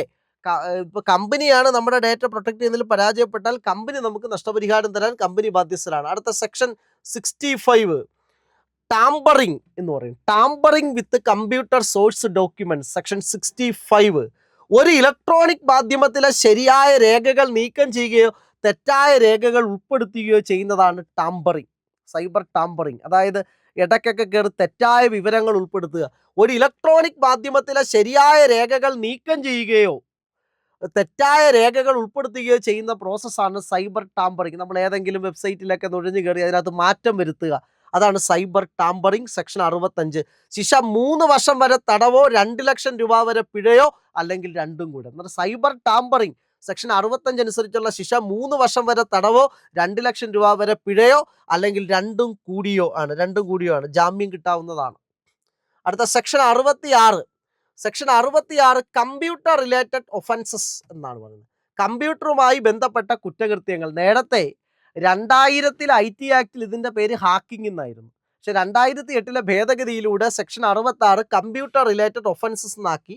കമ്പ്യൂട്ടറുമായി ബന്ധപ്പെട്ട കുറ്റകൃത്യങ്ങളെക്കുറിച്ച് പ്രതിപാദിക്കുന്ന വകുപ്പാണ് സെക്ഷൻ 66. ശിക്ഷ 3 വർഷം വരെ തടവോ 5 ലക്ഷം രൂപ വരെ പിഴയോ അല്ലെങ്കിൽ രണ്ടും കൂടെ. സെക്ഷൻ 66 ഹാക്കിംഗ് അല്ലെങ്കിൽ കമ്പ്യൂട്ടർ റിലേറ്റഡ് ഒഫൻസസിനുള്ള ശിക്ഷ 3 വർഷം വരെ തടവോ 5 ലക്ഷം രൂപ വരെ പിഴയോ അല്ലെങ്കിൽ രണ്ടും കൂടെ. 2008 ഭേദഗതി പ്രകാരം സെക്ഷൻ 66 ഹാക്കിംഗ് എന്നത്, അതിനു മുമ്പ് ഹാക്കിംഗ് എന്നായിരുന്നു, അനധികൃതമായിട്ടൊരു കമ്പ്യൂട്ടർ ശൃംഖലയിലേക്ക് പ്രവേശിക്കുന്നതാണ് ഹാക്കിംഗ് എന്നത് കമ്പ്യൂട്ടർ റിലേറ്റഡ് ഒഫൻസസ് എന്നാക്കി മാറ്റി. സെക്ഷൻ 66A ഇത് PSC ചോദ്യമാണ്. സെക്ഷൻ 66A PSC ചോദ്യമാണ്. സുപ്രീം കോടതി റദ്ദാക്കിയ ഇന്ത്യൻ IT ആക്ടിന്റെ വകുപ്പ് സെക്ഷൻ 66A PSC ചോദ്യമാണ്. സുപ്രീം കോടതി റദ്ദാക്കിയ ഇന്ത്യൻ IT ആക്ടിന്റെ വകുപ്പാണ് സെക്ഷൻ 66A. 66A വകുപ്പ് സുപ്രീം കോടതി റദ്ദാക്കാൻ ഇടയാക്കിയ case Shreyas Singhal versus union of India. കേന്ദ്ര ഗവൺമെന്റിനെതിരെ ശ്രേയാസ് സിംഗാൾ കേസാണ്. ശ്രേയാസ് സിംഗാൾ അത് 2015 കേസാണ്. ഈ ഒരു കേസിലൂടെയാണ് സെക്ഷൻ 66A സുപ്രീം കോടതി റദ്ദാക്കിയത്. Section 66B punishment for dishonestly receiving stolen computer or communication devices. അതായത് മോഷ്ടിച്ച ഇലക്ട്രോണിക് ഉപകരണങ്ങളോ കമ്മ്യൂണിക്കേഷൻ ഡിവൈസസോ സ്വീകരിക്കരുത്, അല്ലെങ്കിൽ മോഷ്ടിച്ച ഉപകരണങ്ങൾ ഉപയോഗിക്കരുത്, സ്വീകരിക്കരുത് എന്നൊക്കെ പറയുന്നത് സെക്ഷൻ 66B. ശിക്ഷ 3 വർഷം വരെ തടവോ 1 ലക്ഷം രൂപ വരെ പിഴയോ അല്ലെങ്കിൽ രണ്ടും കൂടെ. 3 വർഷം വരെ തടവോ 1 ലക്ഷം രൂപ പിഴയോ അല്ലെങ്കിൽ രണ്ടും കൂടെ. Section 66C punishment for identity theft, സ്വത്വ അപഹരണം. ഒരാളുടെ ഡിജിറ്റൽ സിഗ്നേച്ചറും പാസ്വേഡും ഒക്കെ ഉപയോഗിച്ച് നടത്തുന്ന തട്ടിപ്പ്. മറ്റൊരാൾ ഉപയോഗിച്ച് നടത്തുന്ന തട്ടിപ്പാണ് സെക്ഷൻ 66Cയിലെ സ്വത്വ അപഹരണം, ഐഡന്റിറ്റി തെഫ്റ്റ്. ശിക്ഷ 3 വർഷം വരെ തടവും 1 ലക്ഷം രൂപ വരെ പിഴയും. 3 വർഷം വരെ തടവും 1 ലക്ഷം രൂപ വരെ പിഴയും. ബെയിലബിൾ ആണ്, ജാമ്യം കിട്ടാവുന്നതാണ്. Section 66D punishment for cheating, ആൾമാറാട്ടം നടത്തുക. Punishment for cheating section 66D. ശിക്ഷ 3 വർഷം വരെ തടവും 1 ലക്ഷം രൂപ വരെ പിഴയും. 3 വർഷം വരെ തടവും 1 ലക്ഷം രൂപ വരെ പിഴയും. പണിഷ്മെന്റ് ഫോർ ചീറ്റിംഗ് 3 വർഷം വരെ തടവും 1 ലക്ഷം രൂപ വരെ പിഴയും. Section 66E punishment for violation of privacy, സ്വകാര്യതയുടെ ലംഘനം. മറ്റൊരാളുടെ അറിയാതെ അയാളുടെ ഫോട്ടോ എടുക്കുക, അത് സോഷ്യൽ മീഡിയയിലേക്ക് ഇടുക, സ്വകാര്യതയുടെ ലംഘനം, വയലേഷൻ ഓഫ് പ്രൈവസി. ശിക്ഷ 3 വർഷം വരെ തടവോ 2 ലക്ഷം രൂപ പിഴയോ അല്ലെങ്കിൽ രണ്ടും കൂടിയോ. വയലേഷൻ ഓഫ് പ്രൈവസി പല പരീക്ഷയിലും ഈ സ്വകാര്യതയുടെ ലംഘനം ചോദിച്ചിട്ടുണ്ട്. അതായത് സെക്ഷൻ 66E പല PSC ചോദ്യത്തിൻ്റെ ഈ സൈബർ നിയമത്തിൻ്റെ ഒരു ചോദ്യമാണ്. ഒരാളുടെ സമ്മതമില്ലാതെ അയാളുടെ ഫോട്ടോ എടുക്കുക, അത് നമ്മൾ പ്രചരിപ്പിക്കുക, ഫേസ്ബുക്കിലൂടെയും വാട്സപ്പിലൂടെയൊക്കെ ഇട്ട് പ്രചരിപ്പിക്കുക, അത് സ്വകാര്യതയുടെ ലംഘനമാണ്, വയലേഷൻ ഓഫ് പ്രൈവസിയാണ്. അതിൻ്റെ ശിക്ഷ 3 വർഷം വരെ തടവോ 2 ലക്ഷം രൂപ വരെ പിഴയോ ഓർ ബോത്ത് എന്നാണ് പറയുന്നത്, രണ്ടും കൂടെയോ. അടുത്ത സെക്ഷൻ 66F ഏറ്റവും കൂടുതൽ വട്ടം IT ആക്ടിൽ നിന്ന് ഏറ്റവും കൂടുതൽ വട്ടം PSC ചോദിച്ച ചോദ്യം സെക്ഷൻ 66F സൈബർ തീവ്രവാദം. അതായത് കമ്മ്യൂണിക്കേഷൻ മീഡിയ ഉപയോഗിച്ചുകൊണ്ട് നടത്തുന്ന സൈബർ തീവ്രവാദം. ശിക്ഷ ജീവപര്യന്തം വരെ. സെക്ഷൻ 66F സൈബർ തീവ്രവാദത്തെക്കുറിച്ച് പറയുന്നു, ജീവപര്യന്തം ശിക്ഷ. Section 67 punishment for publishing or transmitting obscene material in electronic form, അശ്ലീല ചിത്രങ്ങൾ ഡിജിറ്റൽ രൂപത്തിൽ ഉപയോഗിക്കുക. അശ്ലീല ചിത്രങ്ങൾ ഉപയോഗിക്കുന്നത് കുറ്റകരമാണ്. IT ആക്ടിന്റെ സെക്ഷൻ 67 ആദ്യ തവണ ചെയ്യുന്നതെങ്കിൽ 3 വർഷം വരെ തടവും 5 ലക്ഷം രൂപ വരെ പിഴയും. കുറ്റം ആവർത്തിച്ചാൽ 5 വർഷം വരെ തടവും 10 ലക്ഷം രൂപ വരെ പിഴയും. പക്ഷേ ഇതിനകത്തുനിന്ന് PSC പരീക്ഷയ്ക്കൊക്കെ വരുന്നത് section 67A punishment for publishing or transmitting of material containing sexually explicit act etcetera in electronic form. അതായത് ഇതിനെ നമ്മൾ സൈബർ പോർണോഗ്രാഫി എന്ന് പറയും. സൈബർ പോർണോഗ്രാഫി PSC ചോദ്യമാണ്. എന്താണ്? അശ്ലീല ചിത്രങ്ങൾ പ്രചരിപ്പിക്കുന്നതാണ് സൈബർ പോർണോഗ്രാഫി. അശ്ലീല ചിത്രങ്ങൾ പ്രചരിപ്പിക്കുന്നതാണ് സൈബർ പോർണോഗ്രാഫി. PSC ചോദ്യമാണ്. സെക്ഷൻ 67A, അതായത് മുതിർന്നവരുടെ അശ്ലീല ചിത്രങ്ങൾ പ്രചരിപ്പിച്ചാൽ ശിക്ഷ ആദ്യ തവണ ചെയ്യുന്നതെങ്കിൽ 5 വർഷം വരെ തടവും 10 ലക്ഷം രൂപ വരെ പിഴയും. കുറ്റം ആവർത്തിച്ചാൽ 7 വർഷം വരെ തടവും 10 ലക്ഷം രൂപ വരെ പിഴയും. അടുത്ത section 67B. Section 67B punishment for publishing, അതായത് 18 വയസ്സിൽ താഴെയുള്ള കുട്ടികളുടെ അശ്ലീല ചിത്രങ്ങൾ പ്രചരിപ്പിക്കാൻ പാടില്ല. അതായത് 18 വയസ്സിൽ താഴെയുള്ള കുട്ടി എന്ന് പറയുമ്പോൾ 18 വയസ്സ് വരെയാണ് സൂചിപ്പിക്കുന്നത്. സെക്ഷൻ 67B 18 വയസ്സിൽ താഴെയുള്ള കുട്ടികൾ അശ്ലീല ചിത്രങ്ങൾ എടുക്കുകയോ പ്രചരിപ്പിക്കുകയോ ചെയ്യരുത്. ശിക്ഷ ആദ്യ തവണയാണ് ചെയ്യുന്നതെങ്കിൽ, അതായത് ഡിജിറ്റൽ രൂപത്തിൽ പ്രചരിപ്പിക്കരുത്, ആദ്യ തവണയാണ് ചെയ്യുന്നതെങ്കിൽ 5 വർഷം വരെ തടവും 10 ലക്ഷം രൂപ വരെ പിഴയും. ആദ്യ തവണ ഈ കുറ്റം ചെയ്താൽ, ഒരു തവണ ചെയ്താൽ 5 വർഷം വരെ തടവും 10 ലക്ഷം രൂപ വരെ പിഴയും. കുറ്റം ആവർത്തിച്ചാൽ 7 വർഷം വരെ തടവും 10 ലക്ഷം രൂപ വരെ പിഴയും. ജാമ്യമില്ല. കുറ്റം ആവർത്തിച്ചാൽ 7 വർഷം വരെ തടവും 10 ലക്ഷം രൂപ വരെ പിഴയും. ജാമ്യമില്ല. അടുത്ത സെക്ഷൻ 77B 3 വർഷം വരെ തടവ് ശിക്ഷയുള്ള ജാമ്യം ലഭിക്കാവുന്ന കുറ്റങ്ങളെക്കുറിച്ച് പ്രതിപാദിക്കുന്ന IT ആക്ടിന്റെ വകുപ്പാണ് സെക്ഷൻ 77B. 3 വർഷം വരെ തടവ് ശിക്ഷയുള്ള ജാമ്യം ലഭിക്കാവുന്ന കുറ്റങ്ങളെക്കുറിച്ച് പ്രതിപാദിക്കുന്ന IT ആക്ടിന്റെ വകുപ്പാണ് section 77B. Section 78, section 78 IT ആക്ടിന്റെ സെക്ഷൻ 78, ഇൻസ്പെക്ടർ റാങ്കിൽ കുറയാത്ത ഒരു പോലീസ് ഉദ്യോഗസ്ഥൻ ഈ നിയമത്തിന് കീഴിൽ ഉള്ള കുറ്റങ്ങൾ അന്വേഷിക്കേണ്ടതാണ് എന്ന വ്യവസ്ഥ ചെയ്യുന്ന വകുപ്പ്. IT ആക്ടിന്റെ സെക്ഷൻ 78, ഇൻസ്പെക്ടർ റാങ്കിൽ കുറയാത്ത ഒരു പോലീസ് ഉദ്യോഗസ്ഥൻ ഈ നിയമത്തിന് കീഴിലുള്ള കുറ്റങ്ങൾ അന്വേഷിക്കണം എന്ന് വ്യവസ്ഥ ചെയ്യുന്ന IT ആക്ടിന്റെ വകുപ്പ്. അന്നേരം സെക്ഷൻ 78 എന്താണ്? ഇൻസ്പെക്ടർ റാങ്കിൽ കുറയാത്ത ഒരു പോലീസ് ഉദ്യോഗസ്ഥൻ ഈ നിയമത്തിന് കീഴിലുള്ള കുറ്റങ്ങൾ അന്വേഷിക്കണമെന്ന് വ്യവസ്ഥ ചെയ്യുന്ന വകുപ്പാണ് സെക്ഷൻ 78. അന്നേരം സൈബർ നിയമത്തിന്റെ പ്രധാനപ്പെട്ട വകുപ്പുകളും ഇൻഫർമേഷൻ ടെക്നോളജി ആക്ടിന്റെ പ്രധാനപ്പെട്ട വകുപ്പുകളും നമ്മുടെ സ്പെഷ്യൽ ടോപ്പിക്കിലുണ്ട്. അന്നേരം നമുക്ക് സ്പെഷ്യൽ ടോപ്പിക്കിന്റെ അടുത്ത ടോപ്പിക്കിലേക്ക് നമുക്ക് പോകാം. അടുത്ത ടോപ്പിക്ക് മദ്യ ദുരന്തങ്ങളാണ്. അതായത് കേരളത്തിലുണ്ടായ മദ്യ ദുരന്തങ്ങളാണ് അടുത്ത ടോപ്പിക്ക്. ആദ്യത്തെ വൈപ്പിൻകര. നമ്മൾ വൈപ്പിൻ ദ്വീപ് എന്ന് കേട്ടിട്ടുണ്ട്. എറണാകുളം ജില്ലയിലെ വൈപ്പിൻകര ദ്വീപ് മദ്യ ദുരന്തമാണ്. കേരളത്തിലുണ്ടായ ഏറ്റവും വലിയ മദ്യ ദുരന്തമാണിത്. കേരളത്തിലുണ്ടായ ഏറ്റവും വലിയ മദ്യ ദുരന്തമാണ് വൈപ്പിൻകര ദ്വീപ് മദ്യ ദുരന്തം. കേരളത്തിലുണ്ടായ ഏറ്റവും വലിയ മദ്യ ദുരന്തമാണ് ഇത്, വൈപ്പിൻകര ദ്വീപ് മദ്യ ദുരന്തം. ഏതാണ്ട് 77 പേരോളം മരിച്ചു ഈ മദ്യ ദുരന്തത്തിൽ. എറണാകുളം ജില്ലയിലാണ് ഈ മദ്യ ദുരന്തം ഉണ്ടായത്. 1982 വൈപ്പിൻകര മദ്യ ദുരന്തം. 1982 വൈപ്പിൻകര മദ്യ ദുരന്തം ഉണ്ടായത്. കാരണം മെഥനോൾ വിഷബാധയായിരുന്നു. മെഥനോൾ വിഷബാധയായിരുന്നു വൈപ്പിൻകര മദ്യ ദുരന്തത്തിന്റെ കാരണം. എന്താണെന്ന് ചോദിച്ചാൽ മെഥനോൾ വിഷബാധയായിരുന്നു കാരണം. 1982 വൈപ്പിൻകര മദ്യ ദുരന്തം ഉണ്ടായത്. 1983 അബ്കാരി അമെൻമെന്റ് ആക്ട് പാസ്സാക്കാൻ കാരണമായ ദുരന്തം വൈപ്പിൻകര മദ്യ ദുരന്തമാണ്. ഈ അബ്കാരി ആക്ട് അമൻഡ് ചെയ്യാൻ കാരണമായ മദ്യ ദുരന്തം 1982 വൈപ്പിൻകര മദ്യ ദുരന്തമാണ്. അബ്കാരി അമെൻമെന്റ് ആക്ട് എന്ന 1983 അബ്കാരി അമെൻമെന്റ് ആക്ട്.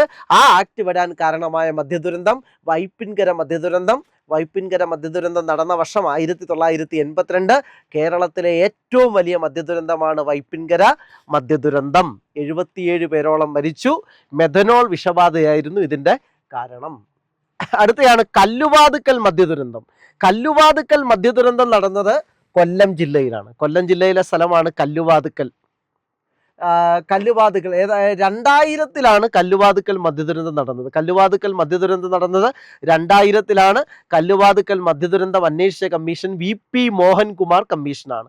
കല്ലുവാതുക്കൽ മദ്യ ദുരന്തം അന്വേഷിച്ച കമ്മീഷനായതാണ് VP മോഹൻകുമാർ കമ്മീഷനാണ്. അടുത്തയാണ് മലപ്പുറം മദ്യ ദുരന്തം. തിരൂർ, കുറ്റിപ്പുറം മദ്യ ദുരന്തം തിരൂര്, കാളിക്കാവ് എന്നീ സ്ഥലങ്ങളിലാണ് ഇത് നടന്നത്. മലപ്പുറം മദ്യ ദുരന്തം എന്നാണ് നമ്മൾ ഇതിനെ പറയുന്നത്. കുറ്റിപ്പുറം മദ്യ ദുരന്തം തിരൂര്, കാളിക്കാവിലൊക്കെ നടന്ന മദ്യ ദുരന്തമാണ് മലപ്പുറം മദ്യ ദുരന്തം. ചിലപ്പോൾ കുറ്റിപ്പുറം മദ്യ ദുരന്തം എന്ന് ചോദിക്കാം. 2010 ഈ മദ്യ ദുരന്തം നടന്നത്. 2010 ഈ മദ്യ ദുരന്തം നടന്നത്. അടുത്തയാണ് വാളയാർ മദ്യദുരന്തം. വാളയാർ നമുക്കറിയാം, വാളയാർ എന്ന് കേൾക്കുമ്പോൾ തന്നെ നമുക്കറിയാം വാളയാർ ചെക്ക് പോസ്റ്റ്. അതുപോലെ തന്നെ മലബാർ സിമൻസിന്റെ ആസ്ഥാനം എന്നും പറഞ്ഞൊരു PSC ഒരു ചോദ്യം ചോദിച്ചിട്ടുണ്ട്. മലബാർ സിമൻസിന്റെ ആസ്ഥാനം വാളയാർ, പാലക്കാട്. ട്രാവൻകൂർ സിമൻസിന്റെ ആസ്ഥാനം നാട്ടകം, കോട്ടയം. ട്രാവൻകൂർ സിമൻസിന്റെ ആസ്ഥാനം നാട്ടകം, കോട്ടയം. മലബാർ സിമൻസിന്റെ ആസ്ഥാനം വാളയാർ, പാലക്കാട്.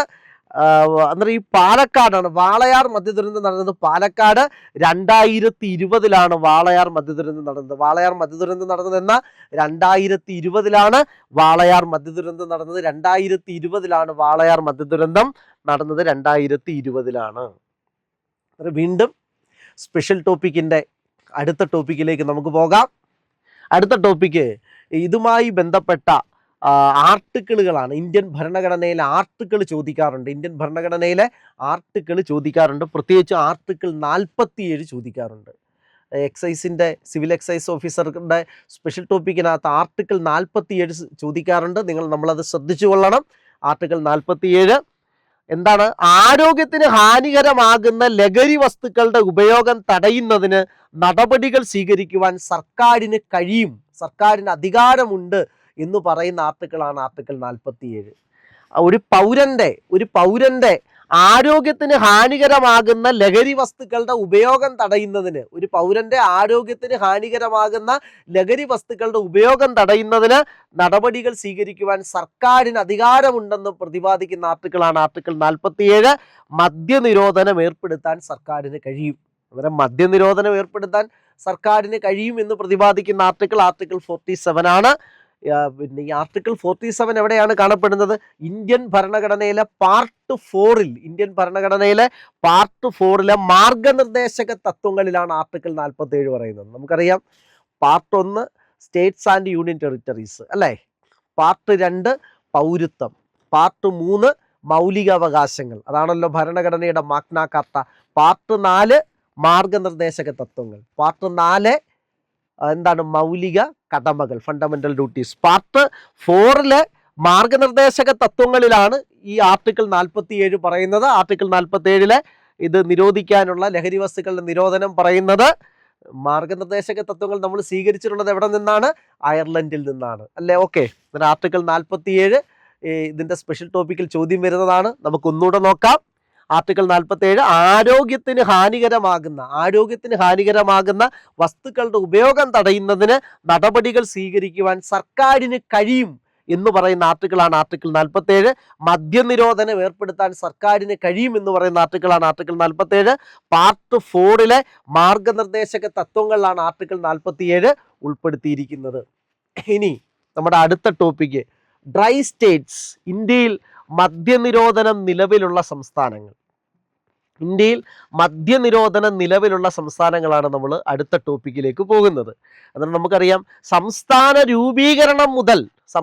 രൂപീകരിച്ചത് മുതൽ മദ്യനിരോധനമുള്ള ഇന്ത്യയിലെ സംസ്ഥാനമാണ് ഗുജറാത്ത്. സംസ്ഥാന രൂപീകരണ കാലം മുതൽ മദ്യനിരോധനമുള്ള ഇന്ത്യയിലെ സംസ്ഥാനം ഏതാന്ന് ചോദിച്ചാൽ അത് ഗുജറാത്താണ്. ഗുജറാത്തിൽ മദ്യനിരോധനം 1960 മെയ് 1-നാണ്. ഗുജറാത്തിൽ മദ്യനിരോധനം 1960 മെയ് 1. നാഗാലാൻഡിൽ മദ്യനിരോധനം 1989. മിസോറാമിൽ 1997 മദ്യനിരോധനം നിലവിൽ വന്നത്. പക്ഷെ ആക്ട് 95-ലെ നിയമപ്രകാരമാണ് മദ്യനിരോധനം വന്നത്. ബീഹാറിൽ 2016 മദ്യനിരോധനം വന്നത്. ബീഹാറിൽ 2016 മദ്യനിരോധനം വന്നത്. ശരിക്കും പറഞ്ഞാൽ ഇക്കൂട്ടത്തിൽ ഏറ്റവും അവസാനമായിട്ട് മദ്യനിരോധനം വന്നത് ബീഹാറിലാണ് 2016. പിന്നെ മദ്യനിരോധനം നിലവിലുള്ള ദ്വീപാണ് ലക്ഷദ്വീപ്. പക്ഷെ അവിടുത്തെ ബംഗാരം ദ്വീപ് ഒഴികെ ലക്ഷദ്വീപിലെ എല്ലാ പ്രദേശത്തും മദ്യനിരോധനം നിലവിലുണ്ട്. ബംഗാരം ദ്വീപ് ഒഴികെ ലക്ഷദ്വീപിലെ എല്ലാ ദ്വീപുകളിലും മദ്യനിരോധനം നിലവിലുണ്ട്. ഇന്ത്യയിലെ ഡ്രൈ സ്റ്റേറ്റ്സ്, മദ്യനിരോധനമുള്ള സംസ്ഥാനങ്ങൾ, സംസ്ഥാന രൂപീകരണം മുതൽ മദ്യനിരോധനമുള്ള സംസ്ഥാനമാണ് ഗുജറാത്ത്. ഗുജറാത്തിൽ 1960 മെയ് 1 മദ്യനിരോധനം വന്നു. നാഗാലാൻഡിൽ 1989 വന്നു. മിസോറാമിൽ 1997 വന്നു. 95-ലെ നിയമപ്രകാരം. ബീഹാറിൽ 2016 വന്നു. ബംഗാരം ദ്വീപ് ഒഴികെ ലക്ഷദ്വീപിലെ എല്ലാ പ്രദേശത്തും മദ്യനിരോധനം നിലവിലുണ്ട്. ബംഗാരം ദ്വീപ് ഒഴികെ ലക്ഷദ്വീപിലെ എല്ലാ പ്രദേശത്തും എന്തുണ്ട്? മദ്യനിരോധനം നിലവിലുണ്ട്. അന്നേരം നമ്മുടെ സ്പെഷ്യൽ ടോപ്പിക്കിനകത്ത് ശ്രദ്ധിക്കേണ്ടത് ആർട്ടിക്കിൾ 47. ആർട്ടിക്കിൾ 47 ഏറ്റവും അധികം ശ്രദ്ധിക്കേണ്ടത് ആരോഗ്യത്തിന് ഹാനികരമാകുന്ന ലഹരി വസ്തുക്കളുടെ ഉപയോഗം തടയുന്നതിന് നടപടികൾ സ്വീകരിക്കുവാൻ സർക്കാരിന് അധികാരമുണ്ട്. ആർട്ടിക്കിൾ 47. മദ്യനിരോധനം ഏർപ്പെടുത്താൻ സർക്കാരിന് അധികാരമുണ്ട്. ആർട്ടിക്കിൾ 47 പാർട്ട് 4 മാർഗനിർദ്ദേശക തത്വങ്ങളിലാണ് മദ്യനിരോധനം പറയുന്നത്. അതെപ്പോഴും ശ്രദ്ധിക്കണം. ഇന്ത്യൻ ഭരണഘടനയുടെ പാർട്ട് 4 മാർഗനിർദ്ദേശക തത്വങ്ങളിലാണ് മദ്യനിരോധനം പറയുന്നത്. മാർഗനിർദ്ദേശക തത്വങ്ങൾ നമ്മൾ സ്വീകരിച്ചിട്ടുള്ളത് അയർലൻഡ്. ഓക്കെ, നമുക്ക് അടുത്ത ടോപ്പിക്കിലേക്ക് പോകാം. UNODC ആണ്. UNODC, United Nations office on drugs and crime. UNODC, United Nations office on drugs and crime. United Nations office on drugs and crimes. 1997 ഈ സ്ഥാപനം നിലവിൽ വന്നത്. ഇതിൻ്റെ ആസ്ഥാനം വിയന്ന, ഓസ്ട്രിയ. ഇതിൻ്റെ ആസ്ഥാനം നിയമവിരുദ്ധ മയക്കുമരുന്ന് കടത്തും കുറ്റകൃത്യം തടയിലും ഭീകരപ്രവർത്തനങ്ങൾ തടയിലുമാണ് ഈ സംഘടനയുടെ പ്രവർത്തന മേഖല. ഈ സംഘടനയുടെ പ്രവർത്തന മേഖലകൾ എന്തൊക്കെയാണ്? ഒന്ന്, നിയമവിരുദ്ധ മയക്കുമരുന്ന് കടത്ത് തടയൽ, മയക്കുമരുന്നുമായി ബന്ധപ്പെട്ട കുറ്റകൃത്യം തടയൽ, ഭീകരവാദ പ്രവർത്തനങ്ങൾ തടയൽ എന്നിവയൊക്കെയാണ് ഈ സ്ഥാപനത്തിന്റെ പരിധിയിൽ വരുന്നത്.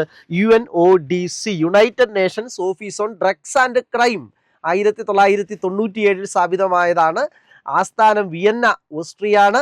അതായത് അനധികൃത നിയമവിരുദ്ധ മയക്കുമരുന്ന് കടത്തും ഭീകരവാദ പ്രവർത്തനങ്ങളൊക്കെ തടയുകയാണ് ഈ സംഘടനയുടെ ലക്ഷ്യം. ഇനി നമ്മൾ വീണ്ടും അടുത്ത പ്രതീക്ഷിക്കുന്ന ഒരു പദ്ധതിയാണ് സുബോധം. ഇത് കേരള സർക്കാരിന്റെ പദ്ധതിയാണ് സുബോധം.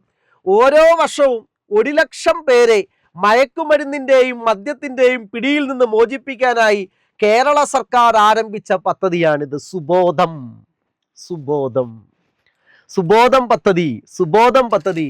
ഓരോ വർഷവും 1 ലക്ഷം പേരെ മയക്കുമരുന്നിന്റെയും മദ്യത്തിന്റെയും പിടിയിൽ നിന്ന് മോചിപ്പിക്കാനായി കേരള സർക്കാർ ആരംഭിച്ച പദ്ധതിയാണ് സുബോധം പദ്ധതി.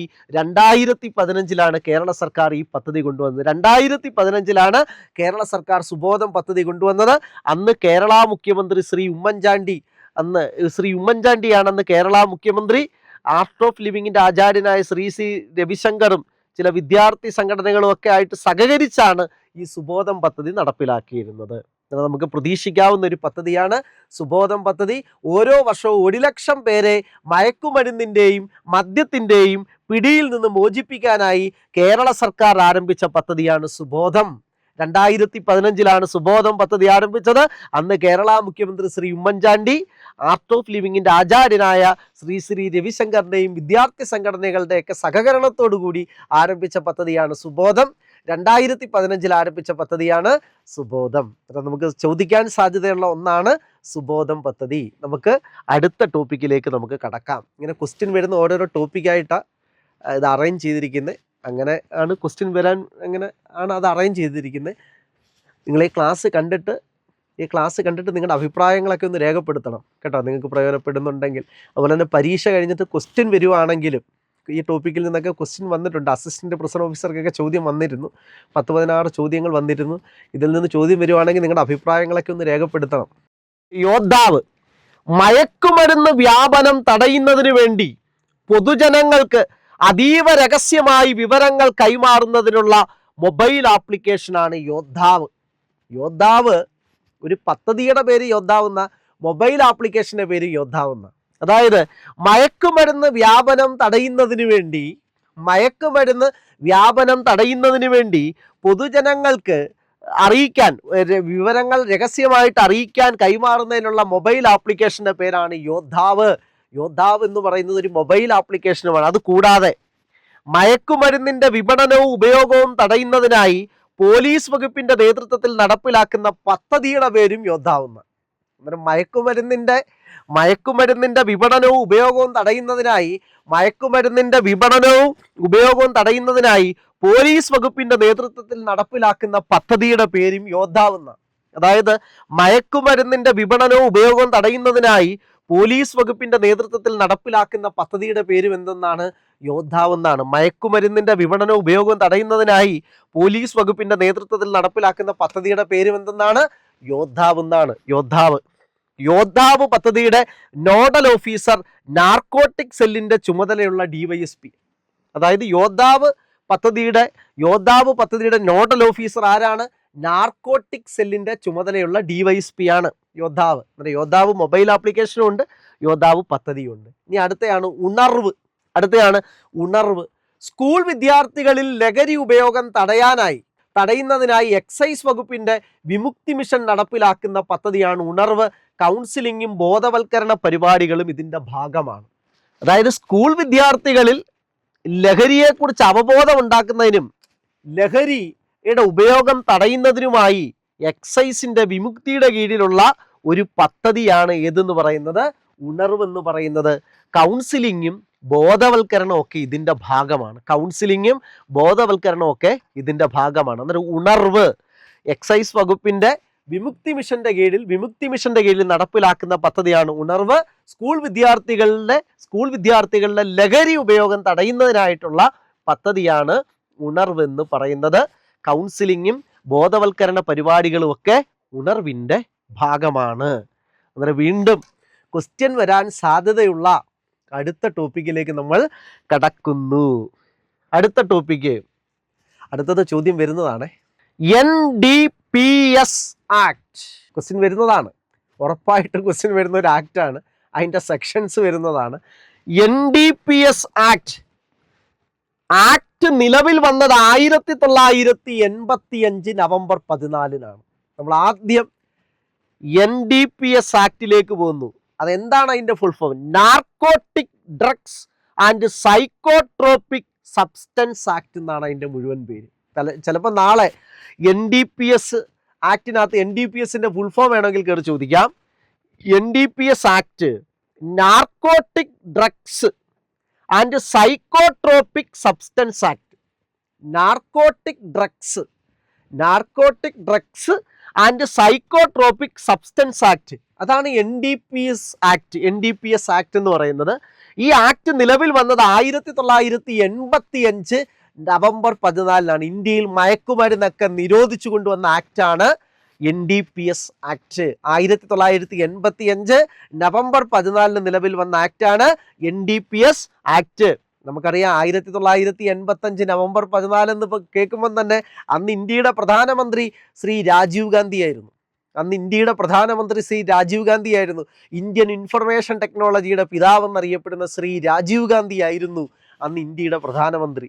അന്ന് ഇന്ത്യയുടെ പ്രസിഡന്റ് ആരെന്ന് ചോദിച്ചാൽ ഗ്യാനി സെയിൽ സിംഗ് ആയിരുന്നു. അന്ന് ഇന്ത്യയുടെ പ്രസിഡന്റ് ഗ്യാനി സെയിൽ സിംഗ് ആയിരുന്നു. നമ്മൾ PSC ചോദ്യമല്ലേ, 1986 ഇന്ത്യയിൽ ആദ്യമായി പോക്കറ്റ് വീറ്റോ അധികാരം പ്രയോഗിച്ച പ്രസിഡന്റ് ഗ്യാനി സെയിൽ സിംഗ്. 1986 ഇന്ത്യയിൽ ആദ്യമായിട്ട് പോക്കറ്റ് വീറ്റോ അധികാരം പ്രയോഗിച്ച പ്രസിഡന്റ് ആയിരുന്നു ചോദിക്കാറുണ്ട്, ഗ്യാനി സെയിൽ സിംഗ്. അന്നേരം NDPS ആക്ട് നിലവിൽ വന്നത് 1985 നവംബർ 14. അന്ന് ഇന്ത്യയുടെ പ്രധാനമന്ത്രി ശ്രീ രാജീവ് ഗാന്ധി. എന്താണ് NDPS? Narcotic drugs and psychotropic substance act നിയമം. ഈ നിയമം ഇന്ത്യ മുഴുവൻ ബാധകം. ജമ്മു കാശ്മീരിലടക്കം ഇന്ത്യ മുഴുവൻ NDPS ആക്ട് ബാധകമാണ്. ഇന്ത്യ മുഴുവൻ ബാധകമാണ്. അങ്ങനൊരു എക്സൈസിന് അങ്ങനെ ഒരു ചോദ്യം ചോദിച്ചിട്ടുണ്ട്. ഈ NDPS ആക്ടിന്റെ ഇത് എവിടെയൊക്കെയാണ് ബാധകം? ഒരു സംസ്ഥാനം, 2 സംസ്ഥാനം എന്നൊക്കെ പറഞ്ഞു ചോദിച്ചിട്ടുണ്ട്. ഇന്ത്യ മുഴുവൻ ബാധകമാണ്. ജമ്മു കാശ്മീർ ഉൾപ്പെടെ ഇന്ത്യയിൽ എല്ലായിടത്തും ഈ ആക്ട് ബാധകമാണ്. അത് തന്നെയാണ് സിവിൽ എക്സൈസ് ഓഫീസറിന് ഒരു ചോദ്യം PSC ചോദിച്ചിരിക്കുന്നത്. 2, ഇന്ത്യക്ക് പുറത്തുള്ള എല്ലാ ഇന്ത്യൻ പൗരന്മാർക്കും ബാധകം. ഇന്ത്യക്കകത്ത് മാത്രമല്ല, ഇന്ത്യക്ക് പുറത്തുള്ള എല്ലാ ഇന്ത്യൻ പൗരന്മാർക്കും ഇത് ബാധകം. ഇന്ത്യയിൽ രജിസ്റ്റർ ചെയ്തിട്ടുള്ള വിമാനങ്ങളിലും കപ്പലുകളിലുമുള്ള എല്ലാ വ്യക്തികൾക്കും ബാധകം. ഇന്ത്യയിൽ രജിസ്റ്റർ ചെയ്തിട്ടുള്ള വിമാനങ്ങളിലും കപ്പലുകളിലുമുള്ള എല്ലാ വ്യക്തികൾക്കും ഇത് ബാധകം. കപ്പലും വിമാനവും ഇന്ത്യക്ക് പുറത്താണെങ്കിലും ഈ നിയമം ബാധകമാണ്. ഈ നിയമം ബാധകമാണ്. എന്നിട്ട് നോക്കിയേ, NDPS ആക്ട് അവിടുന്ന് ഒരു ചോദ്യം ചോദിച്ചിട്ടുണ്ട്. ഈ നിയമം ഇന്ത്യ മുഴുവൻ ബാധകം. ഇന്ത്യക്ക് പുറത്തുള്ള എല്ലാ ഇന്ത്യൻ പൗരന്മാർക്കും ബാധകം. ഇന്ത്യയിൽ രജിസ്റ്റർ ചെയ്തിട്ടുള്ള വിമാനങ്ങളിലും കപ്പലുകളിലുമുള്ള എല്ലാ വ്യക്തികൾക്കും ബാധകം. കപ്പലും വിമാനവും ഇന്ത്യക്ക് പുറത്താണെങ്കിലും ഈ നിയമം ബാധകമാണ്. ഇനി NDPS ആക്ടിൽ പ്രസിഡന്റ് ഒപ്പുവെച്ചത് 1985 സെപ്റ്റംബർ 16. അന്നത്തെ ഇന്ത്യൻ പ്രസിഡന്റ് ശ്രീ ഗ്യാനി സെയിൽ സിംഗ്. അന്നത്തെ Indian president Giani Zail Singh. NDPS ആക്ടിൽ പ്രസിഡന്റ് ഒപ്പുവെച്ചത് 1985 സെപ്റ്റംബർ 16. എന്നാൽ NDPS ആക്ട് ഇന്ത്യ മുഴുവൻ നിലവിൽ വന്നത് 85 നവംബർ 14. NDPS ആക്ടിന് ഇതുവരെ വന്ന ഭേദഗതികൾ 1 1988, 2 2001, 3 2014, 4 2021. NDPS ആക്ടിന് വന്ന ഭേദഗതികൾ 1 1988, 2 2001, 3 2014, 4 2021. NDPS ആക്ട് ഇന്ത്യ മുഴുവൻ ബാധകം. മയക്കുമരുന്നുകൾ റദ്ദാക്കിക്കൊണ്ട് 1985 നവംബർ 14 വന്ന നിയമമാണ് NDPS act. Narcotic drugs and psychotropic substance act എന്നാണ് ഇതിനെ അറിയപ്പെടുന്നത്. ഓക്കെ, ഇനി NDPS ആക്ടിലെ പ്രധാനപ്പെട്ട സെക്ഷൻസ് നമ്മൾ പഠിക്കാൻ പോവുകയാണ്. സെക്ഷൻസ് ഞാൻ ഓരോ സെക്ഷൻസ് പറയുമ്പോഴും അതിൽ നിന്ന് വന്ന PSC ചോദ്യം കൂടെ പറയാം. സെക്ഷൻസ് വളരെ ശ്രദ്ധിക്കണം, ചില സെക്ഷൻസുകളൊക്കെ അതേപോലെ നമുക്ക് കിട്ടുന്നതാണ്. സെക്ഷൻ 64A, സെക്ഷൻ 64A ആണ് ഫസ്റ്റ് സെഷൻ. പ്രധാനപ്പെട്ട സെക്ഷൻ മാത്രമാണ് നമ്മുടെ ഈ ക്ലാസ്സിൽ പോകുന്നത്. സെക്ഷൻ 64A, ലഹരിക്ക് അടിമപ്പെട്ട് ചികിത്സയിലിരിക്കുന്ന വ്യക്തിയെ പ്രോസിക്യൂഷൻ നടപടികളിൽ നിന്ന് ഒഴിവാക്കാം. അതായത് പ്രോസിക്യൂഷൻ നടപടികൾ ലഹരിക്ക് അടിമപ്പെട്ട് ചികിത്സ, ഇപ്പോൾ ഒരു വ്യക്തി ലഹരിക്ക് അടിമപ്പെട്ട് ചികിത്സയിലിരിക്കുകയാണ് ഒരു വ്യക്തി, അദ്ദേഹത്തെ പ്രോസിക്യൂഷൻ നടപടികളിൽ നിന്ന് ഒഴിവാക്കാം എന്ന് പറയുന്ന സെക്ഷൻ 64A ആണ്. അത് PSC ചോദ്യമാണ്. സെക്ഷൻ 64A, ലഹരിക്ക് അടിമപ്പെട്ട് ചികിത്സയിലിരിക്കുന്ന വ്യക്തിയെ പ്രോസിക്യൂഷൻ നടപടികളിൽ നിന്ന് ഒഴിവാക്കാം എന്ന് പറയുന്ന സെക്ഷനാണ് സെക്ഷൻ 64A എന്ന് പറയുന്ന സെക്ഷനാണ്. ഏതെന്ന് പറയുന്നത് സെക്ഷൻ 64A. ഇനി section 68FO, section 64A PSC പരീക്ഷയ്ക്ക് വന്നിട്ടുണ്ട്. സെക്ഷൻ 68FO, 68FO, മയക്കുമരുന്ന്, മറ്റ് ലഹരി പദാർത്ഥങ്ങൾ എന്നിവയാൽ അനധികൃതമായി സമ്പാദിച്ച സ്വത്തുക്കൾ കണ്ടുകെട്ടുന്നതിന് ഉത്തരവ് പുറപ്പെടുവിക്കാൻ അന്വേഷണ ഉദ്യോഗസ്ഥന് അധികാരമുണ്ട്.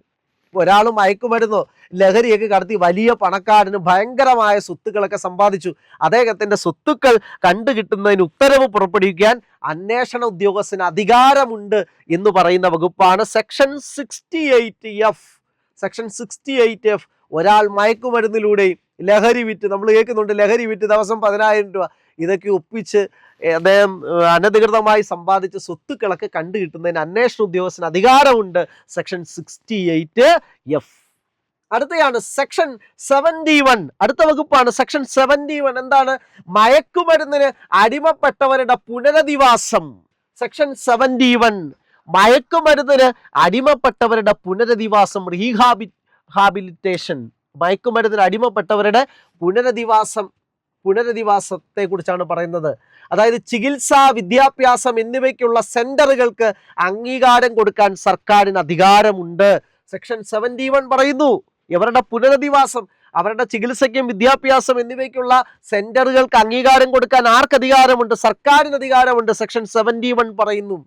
സെക്ഷൻ 21 പറയുന്നു ഏതെങ്കിലും മയക്കുമരുന്നിന് അടിമപ്പെട്ട വ്യക്തിയെക്കുറിച്ച് പരാമർശിക്കുന്നു. ഇപ്പോൾ ഒരാൾ മയക്കുമരുന്നിന് അടിമ എന്ന് പറയും, നമ്മൾ പറയുന്നില്ല മയക്കുമരുന്നിന് അടിമപ്പെട്ട്, ലഹരിക്ക് അടിമപ്പെട്ട ആള്. സെക്ഷൻ 21 അത് പറയുന്നത്. ലഹരിക്ക് അടിമപ്പെട്ട ആൾക്കാരെ കുറിച്ച് സെക്ഷൻ 21 പറയുന്നത്. അടുത്ത സെക്ഷൻ 20.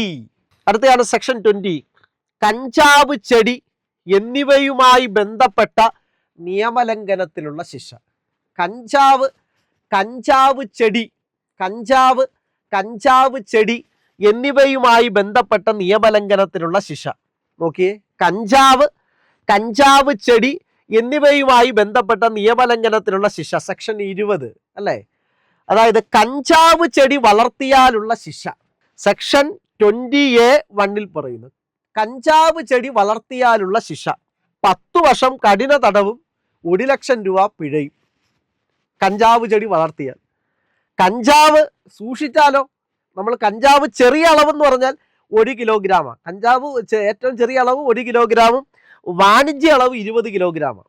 കഞ്ചാവ് ചെറിയ അളവ് 1 കിലോഗ്രാം, വാണിജ്യ അളവ് 20 കിലോഗ്രാമാണ്. അതൊന്ന് അറിഞ്ഞിരിക്കണം. ചെറിയ അളവിനുള്ള ശിക്ഷ, ചെറിയ അളവെന്ന് വെച്ചാൽ 1 കിലോഗ്രാമാണ് നമ്മുടെ കയ്യിൽ പിടിക്കുന്നതെങ്കിൽ 1 വർഷം കഠിന തടവോ 10,000 രൂപ പിഴ, അല്ലെങ്കിൽ രണ്ടും കൂടെ. ഇനി ചെറിയ അളവിലുള്ള കഞ്ചാവ് പിടിച്ചു, ചെറിയ അളവിലുള്ള ശിക്ഷ എന്താവും? ചെറിയ അളവെന്ന് വെച്ചാൽ 1 കിലോഗ്രാം, 1 വർഷം കഠിന തടവോ 10,000 രൂപ പിഴയോ, അല്ലെങ്കിൽ രണ്ടും കൂടെ.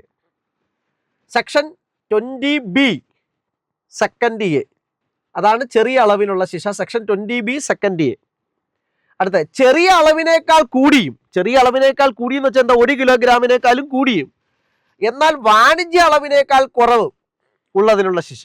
ചെറിയ അളവിനേക്കാൾ കൂടിയെന്ന് വെച്ചാൽ 1 കിലോഗ്രാം കൂടി, വാണിജ്യ അളവ് എന്ന് വെച്ചാൽ 20 കിലോഗ്രാം അല്ലേ, ആ വാണിജ്യ അളവിനേക്കാൾ കുറഞ്ഞുള്ള ശിക്ഷ 10 വർഷം കഠിന തടവ്, 1 ലക്ഷം രൂപ പിഴ, ഓർ ബോത്ത്. ഇപ്പൊ PSCയുടെ ചോദ്യമാണ്. PSC സിവിൽ എക്സൈസ് ഓഫീസർക്ക് ചോദിച്ച ചോദ്യമാണ്. ഒരാളുടെ കയ്യിൽ നിന്ന് 15 കിലോഗ്രാം കഞ്ചാവുമായി കടന്നു. അതിന് 15 കിലോഗ്രാം എന്ന് വെച്ചാൽ എന്താ? ചെറിയ അളവ് 1 കിലോഗ്രാമിനെ കൂടിയും വാണിജ്യ അളവിനേക്കാൾ കുറവല്ലേ? 15 കിലോഗ്രാം എന്നാണ് ചോദ്യം ചോദിച്ചത്. അതിന്റെ ശിക്ഷാവിധി പറയുന്നത് section 20B second B. Section 20B second ബിയിലാണ് ഇത് പറയുന്നത്. 10 വർഷം കഠിന തടവ്, 1 ലക്ഷം രൂപ പിഴ, ഓർ ബോത്ത്. 10 വർഷം കഠിന തടവ്, 1 ലക്ഷം രൂപ പിഴ, ഓർ രണ്ടും കൂടെ കിട്ടും. രണ്ടും ഒരുമിച്ചും കിട്ടാം.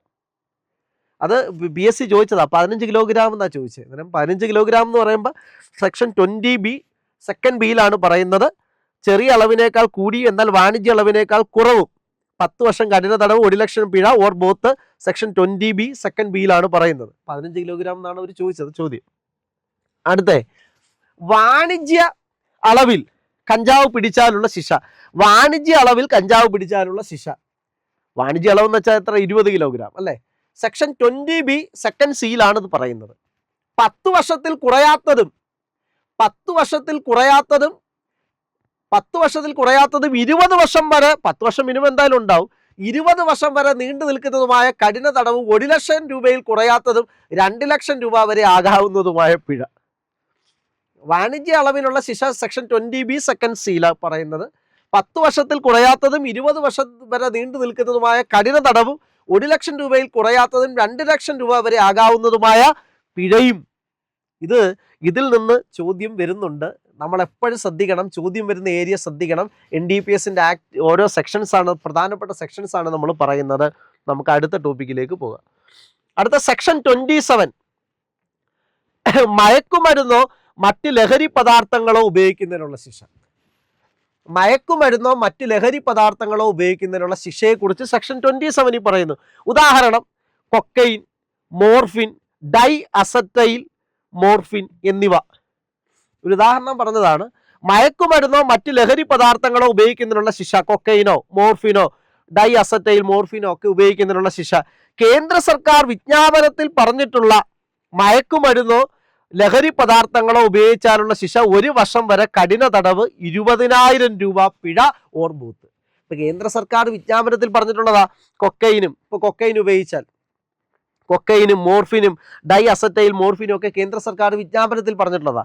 കേന്ദ്ര സർക്കാർ വിജ്ഞാപനത്തിൽ പറഞ്ഞിട്ടുള്ള മയക്കുമരുന്നോ ലഹരി പദാർത്ഥങ്ങളോ ഉപയോഗിച്ചാലുള്ള ശിക്ഷ 1 വർഷം വരെ കഠിന തടവ്, 20,000 രൂപ പിഴ, ഓർ രണ്ടും കൂടെ. ഇത് കേന്ദ്ര സർക്കാർ വിജ്ഞാപനത്തിൽ പറഞ്ഞിട്ടുള്ളതാണ്. കൊക്കൈനും മോർഫിനും ഡൈ അസറ്റൈൽ മോർഫിന്.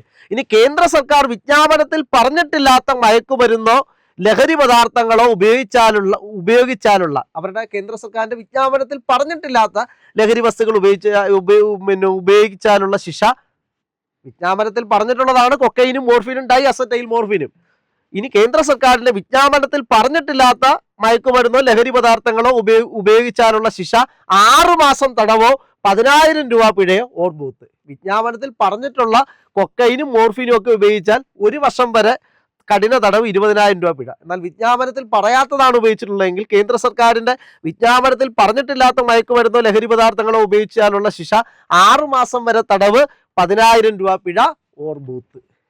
സെക്ഷൻ 27. സെക്ഷൻ 27 അനധികൃത ലഹരിക്കടത്തിന് ധനസഹായം നൽകുന്നത് കുറ്റകരമാണ്. ഇത് ചോദിച്ചിട്ടുണ്ട്. സിവിൽ എക്സൈസ് ഓഫീസർക്ക് ചോദിച്ച ചോദ്യമാണ്, ശ്രദ്ധിക്കണം. സിവിൽ എക്സൈസ് ഓഫീസർക്ക് ചോദിച്ച ചോദ്യമാണിത്, ശ്രദ്ധിക്കണം. അനധികൃത ലഹരിക്കടത്തിന് ധനസഹായം നൽകുന്നത് കുറ്റകരമാണ്.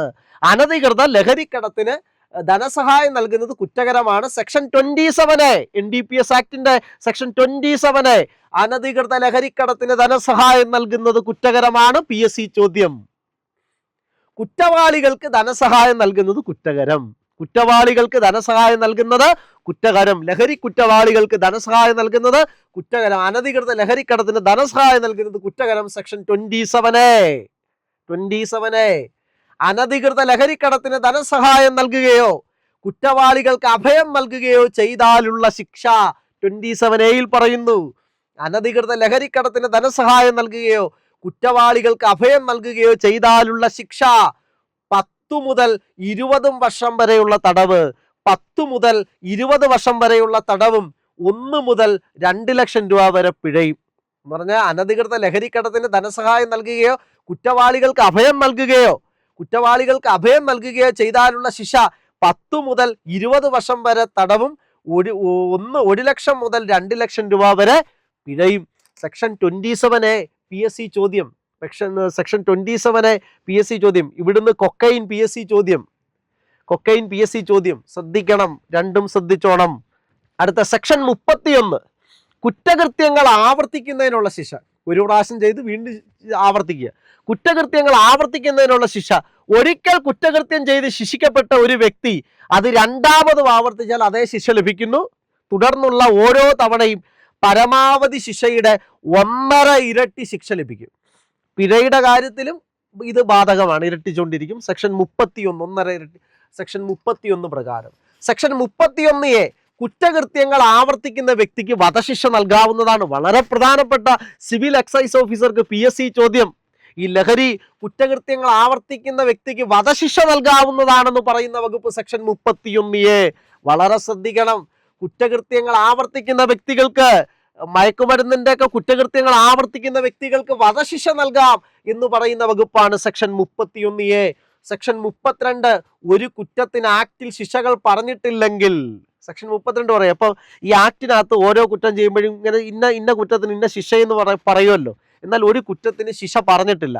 ആക്ടിനകത്ത് ഇപ്പോൾ ഒരു കുറ്റത്തിന് ശിക്ഷ പറഞ്ഞിട്ടില്ലെങ്കിൽ ലഭിക്കുന്ന ശിക്ഷ 6 മാസം വരെ നീണ്ടു നിൽക്കുന്ന തടവോ പിഴയോ അല്ലെങ്കിൽ ഇവ രണ്ടുമോ ലഭിക്കാവുന്നതാണ്. സെക്ഷൻ 32. സെക്ഷൻ 31 എന്താ? കുറ്റകൃത്യങ്ങൾ ആവർത്തിക്കുന്ന വ്യക്തിക്ക് വധശിക്ഷ ലഭിക്കും. വധശിക്ഷ. അടുത്ത സെക്ഷൻ 32 എന്താ? ഒരു കുറ്റത്തിന് ആക്ടിൽ ശിക്ഷകൾ പറഞ്ഞിട്ടില്ലെങ്കിൽ ലഭിക്കുന്ന ശിക്ഷയാണ് സെക്ഷൻ 32. 6 മാസം വരെ നീണ്ടു നിൽക്കുന്ന തടവോ പിഴയോ അല്ലെങ്കിൽ ഇവ രണ്ടുമോ. ഇത്രയും ഒരുവിധം മനസ്സിലാവുന്നുണ്ടല്ലോ അല്ലേ? അപ്പൊ ഇതിൽ നിന്ന് ചോദ്യം വരുന്ന ഏരിയ ഒക്കെ പിടികിട്ടിയല്ലോ. അടുത്ത സെക്ഷൻ 50 ഒരു വ്യക്തിയെ പരിശോധിക്കാനുള്ള വ്യവസ്ഥകൾ. ഒരു വ്യക്തിയെ, ഒരാൾ മയക്കുമരുന്ന് സംശയം തോന്നി, ഒരു വ്യക്തിയെ പരിശോധിക്കാനുള്ള വ്യവസ്ഥകൾ സെക്ഷൻ 50 പറയുന്നത്. ഒരു വ്യക്തിയെ പരിശോധിക്കാനുള്ള വ്യവസ്ഥകൾ സെക്ഷൻ 50 പറയുന്നു. ബന്ധപ്പെട്ട ഉദ്യോഗസ്ഥൻ മജിസ്ട്രേറ്റിന്റെയോ ഗസറ്റ് ഓഫീസർമാരുടെയോ സാന്നിധ്യത്തിൽ പരിശോധന നടത്തണം. പരിശോധനയ്ക്ക് പോകുന്ന ഉദ്യോഗസ്ഥൻ ആരെയാ? ബന്ധപ്പെട്ട ഉദ്യോഗസ്ഥൻ മജിസ്ട്രേറ്റിന്റെയോ ഗസറ്റഡ് ഓഫീസറുടെയോ സാന്നിധ്യത്തിൽ പരിശോധന നടത്തണം. സ്ത്രീകൾ മാത്രമേ പരിശോധിക്കാവൂ. മജിസ്ട്രേറ്റിന്റെയോ ഗസറ്റ് ഓഫീസറുടെയോ അഭാവത്തിൽ, ഇത് ചോദ്യം വന്നിട്ടുള്ളതാണ്. മജിസ്ട്രേറ്റിന്റെയോ ഗസറ്റഡ് ഓഫീസറുടെ അഭാവത്തിൽ അന്വേഷണ ഉദ്യോഗസ്ഥന് പരിശോധന നടത്താം. എന്നാൽ 72 മണിക്കൂറിനുള്ളിൽ പരിശോധനാ റിപ്പോർട്ട് ഈ പറയുന്ന ഉദ്യോഗസ്ഥരെ ഏൽപ്പിക്കണം. മേലുദ്യോഗസ്ഥരെ ഏൽപ്പിക്കണം. അതായത് ഒരു വ്യക്തിയെ, ഇപ്പൊ എന്തെങ്കിലും സംശയം തോന്നിയ ഒരു വ്യക്തിയെ പരിശോധിക്കാനുള്ള വ്യവസ്ഥകൾ NDPS ആക്ടിന്റെ സെക്ഷൻ 50 പറയുന്നത്. എന്താണ്? ബന്ധപ്പെട്ട ഉദ്യോഗസ്ഥൻ മജിസ്ട്രേറ്റ് വേണം, മജിസ്ട്രേറ്റിന്റെയോ ഗസറ്റഡ് ഓഫീസറുടെയോ സാന്നിധ്യത്തിൽ പരിശോധന നടത്തണമെന്ന്. മജിസ്ട്രേറ്റിന്റെയോ ഗസറ്റഡ് ഓഫീസറുടെയോ സാന്നിധ്യത്തിൽ പരിശോധന നടത്തണം. സ്ത്രീകൾ മാത്രമേ പരിശോധിക്കാവൂ. മജിസ്ട്രേറ്റിന്റെയോ ഗസറ്റഡ് ഓഫീസറുടെ അഭാവത്തിൽ അന്വേഷണ ഉദ്യോഗസ്ഥന് പരിശോധന നടത്താം. എന്നാൽ ഇവരില്ല, മജിസ്ട്രേറ്റോ ഗസറ്റ് ഓഫീസറോ ഇല്ലെങ്കിൽ അന്വേഷണ ഉദ്യോഗസ്ഥന് പരിശോധന നടത്താം. എന്നാൽ 72 മണിക്കൂർ, ആ മണിക്കൂർ ശ്രദ്ധിക്കണം, അത് ചോദ്യം. 72 മണിക്കൂറിനുള്ളിൽ 72 മണിക്കൂറിനുള്ളിൽ പരിശോധനാ റിപ്പോർട്ട് മേലുദ്യോഗസ്ഥരെ ഏൽപ്പിക്കണം. സെക്ഷൻ 50. അടുത്ത ടൈപ്സ് ഓഫ് ഡ്രഗ്സ്. പ്രധാനപ്പെട്ട ഡ്രഗ്സ് 3 തരത്തിലുള്ള ഡ്രഗ്സുകളുണ്ട്. ഒന്ന് നാച്ചുറൽ ഡ്രഗ്സ് ആണ്. നമുക്കറിയാം ഗഞ്ച, കറുപ്പ്, കൊക്ക, ഇതൊക്കെ നാച്ചുറൽ ഡ്രഗ്സ് ആണ്. സിന്തറ്റിക് ഡ്രഗ്സ് എന്താ? മനുഷ്യനിർമ്മിതമാണ് സിന്തറ്റിക് ഡ്രഗ്സ്. രാസപ്രവർത്തനത്തിലൂടെയാണ് നിർമ്മിക്കുന്നത്. സിന്തറ്റിക് ഡ്രഗ്സ് എല്ലാം രാസപ്രവർത്തനത്തിലൂടെ നിർമ്മിക്കുന്നു. അടുത്ത സെമി സിന്തറ്റിക് ഡ്രഗ്സ്, പ്രകൃതിദത്തമായി ലഭിക്കുന്ന വസ്തുക്കളെ രാസപ്രവർത്തനത്തിൽ ഏർപ്പെടുത്തി നിർമ്മിക്കുന്നു. സെമി സിന്തറ്റിക് എന്നത് പ്രകൃതിദത്തമായി ലഭിക്കുന്ന വസ്തുക്കളെ രാസപ്രവർത്തനത്തിൽ ഏർപ്പെടുത്തി നിർമ്മിക്കുന്നു. ഹെറോയിൻ സെമി സിന്തറ്റിക് ഡ്രഗ്സ് ആണ്. ഹെറോയിൻ സെമി സിന്തറ്റിക് ഡ്രഗ്സ് ആണ്. കൊക്കൈൻ സെമി സിന്തറ്റിക് ഡ്രഗ്സ് ആണ്. അന്നേരം ഇത്രയും നന്നായിട്ട് മനസ്സിലായെന്ന് വിശ്വസിക്കുന്നു. നമുക്ക് അടുത്ത ഒരു ടോപ്പിക്കിലേക്ക് നമുക്ക് കടക്കാം.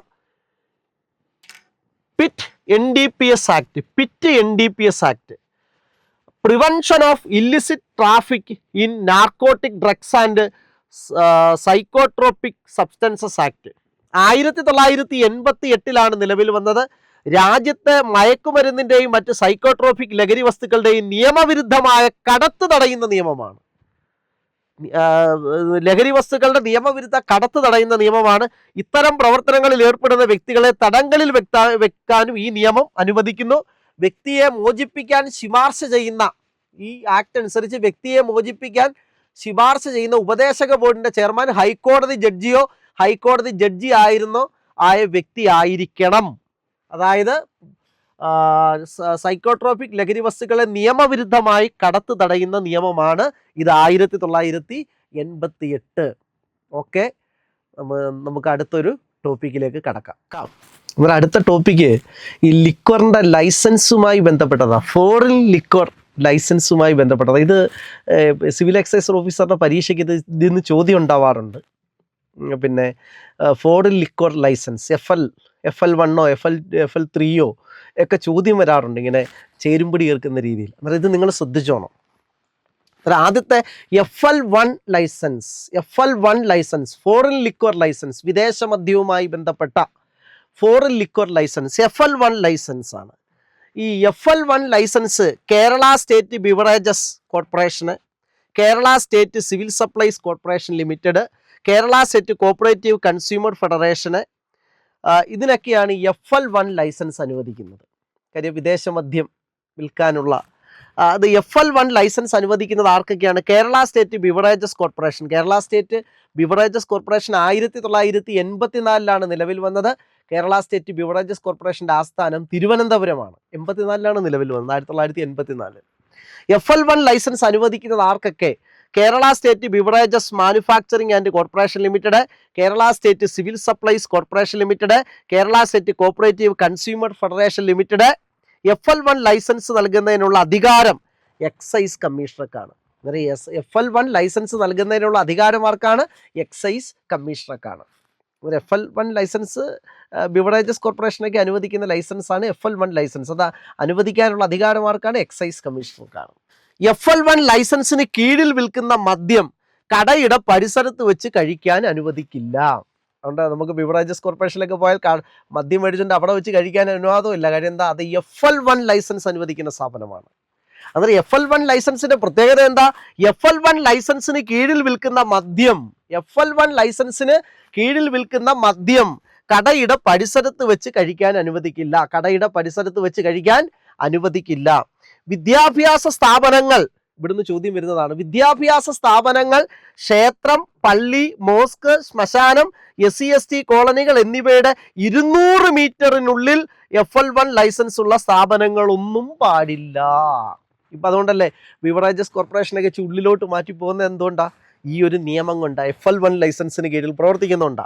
വിദ്യാഭ്യാസ സ്ഥാപനങ്ങൾ, ക്ഷേത്രം, പള്ളി, മോസ്ക്, ശ്മശാനം, SC/ST കോളനികൾ എന്നിവയുടെ 200 മീറ്ററിനുള്ളിൽ FL1 ലൈസൻസ് ഉള്ള സ്ഥാപനങ്ങളൊന്നും പാടില്ല. 200 മീറ്ററിനുള്ളിൽ. കാര്യം മറ്റ് ലൈസൻസുകൾക്ക് ഇവർ വിദേശ മദ്യം വിൽക്കാനും പാടില്ല. മറ്റ് ലൈസൻസുകൾക്ക് ഇവർ വിദേശ മദ്യം വിൽക്കാനും പാടില്ല. സീൽ ചെയ്ത കുപ്പികളിൽ മാത്രമേ മദ്യം വിൽക്കാൻ പാടുള്ളൂ. കാര്യം ബിവറേജസ് കോർപ്പറേഷൻ FL1 ലൈസൻസ് ഉള്ള സ്ഥാപനങ്ങളിൽ നിന്ന് സീൽ ചെയ്ത കുപ്പികളിൽ മാത്രമേ മദ്യം വിൽക്കാൻ പാടുള്ളൂ. മത്സ്യമല്ല, മദ്യം വിൽക്കാൻ പാടുള്ളൂ. സീൽ ചെയ്ത കുപ്പികളിൽ മാത്രമേ മദ്യം വിൽക്കാൻ പാടുള്ളൂ. എന്നാൽ FL1 ലൈസൻസിന് കീഴിൽ വിൽക്കുന്ന മദ്യം കടയുടെ പരിസരത്ത് വെച്ച് കഴിക്കാൻ പാടില്ല. ഇപ്പൊ കാര്യം മനസ്സിലായല്ലോ ലൈസൻസ് എന്താണ്. ബിവറേജസ് കോർപ്പറേഷൻ്റെ ഒക്കെ എന്തുകൊണ്ടാണ് FL1 ലൈസൻസ് ആണ് അവർക്ക് അനുവദിക്കുന്നത്. വിദ്യാഭ്യാസ സ്ഥാപനങ്ങൾ, ക്ഷേത്രം, പള്ളി, മോസ്ക്, ശ്മശാനം, SC/ST കോളനികൾ എന്നിവയുടെ 200 മീറ്ററിനുള്ളിൽ FL1 ലൈസൻസ് ഉള്ള സ്ഥാപനങ്ങളൊന്നും പാടില്ല. അതുകൊണ്ടല്ലേ ഇപ്പം പലയിടത്തെയും ബിവറേജ് ഔട്ട്ലെറ്റുകളൊക്കെ മാറ്റി സ്ഥാപിക്കുന്ന എന്തുകൊണ്ടാ? ഈ ഒരു നിയമം കൊണ്ട്, FL1 ലൈസൻസ് ഉണ്ടുകൊണ്ട്. മറ്റ് ലൈസൻസുകൾക്ക് വിദേശ മദ്യം വിൽക്കാനും ഇവർ പാടില്ല. സീൽ ചെയ്ത കുപ്പികളിൽ മാത്രമേ മദ്യം വിൽക്കാൻ പാടുള്ളൂ. സീൽ ചെയ്ത കുപ്പികളിൽ മാത്രമേ മദ്യം വിൽക്കാൻ പാടുള്ളൂ. ഇനി അടുത്ത FL3 ലൈസൻസ്. FL3 ലൈസൻസ് അനുവദിക്കുന്ന എക്സൈസ് കമ്മീഷണറാണ്. ഇപ്പോഴത്തെ excise commissioner MR Ajith Kumar IPS ആണ്. ഇത്തരത്തിലുള്ള മദ്യശാലകളുടെ പരിസരത്തിന് മദ്യത്തിന്റെ ഉപയോഗവും സീൽ ചെയ്യാത്ത കുപ്പികളിലെ മദ്യത്തിന്റെ വിൽപ്പനയ്ക്കും അനുമതിയുണ്ട്. FL3 ലൈസൻസിന്റെ പ്രത്യേകത എന്താ? ഇത്തരത്തിലുള്ള മദ്യശാലകളുടെ പരിസരത്ത് മദ്യത്തിന്റെ ഉപയോഗവും, മദ്യം ഉപയോഗിക്കാം, സീൽ ചെയ്യാത്ത കുപ്പികളിൽ മദ്യത്തിന്റെ വിൽപ്പനയ്ക്കും അനുമതിയുണ്ട്. FL3 ലൈസൻസിന് അതിന്റെ പരിസരത്ത് വെച്ച് മദ്യം കഴിക്കാം. സീൽ ചെയ്യാത്ത കുപ്പികളിലെ മദ്യത്തിന്റെ വിൽപ്പനയ്ക്കും അനുമതിയുണ്ട്. വിദ്യാഭ്യാസ സ്ഥാപനം, ക്ഷേത്രം,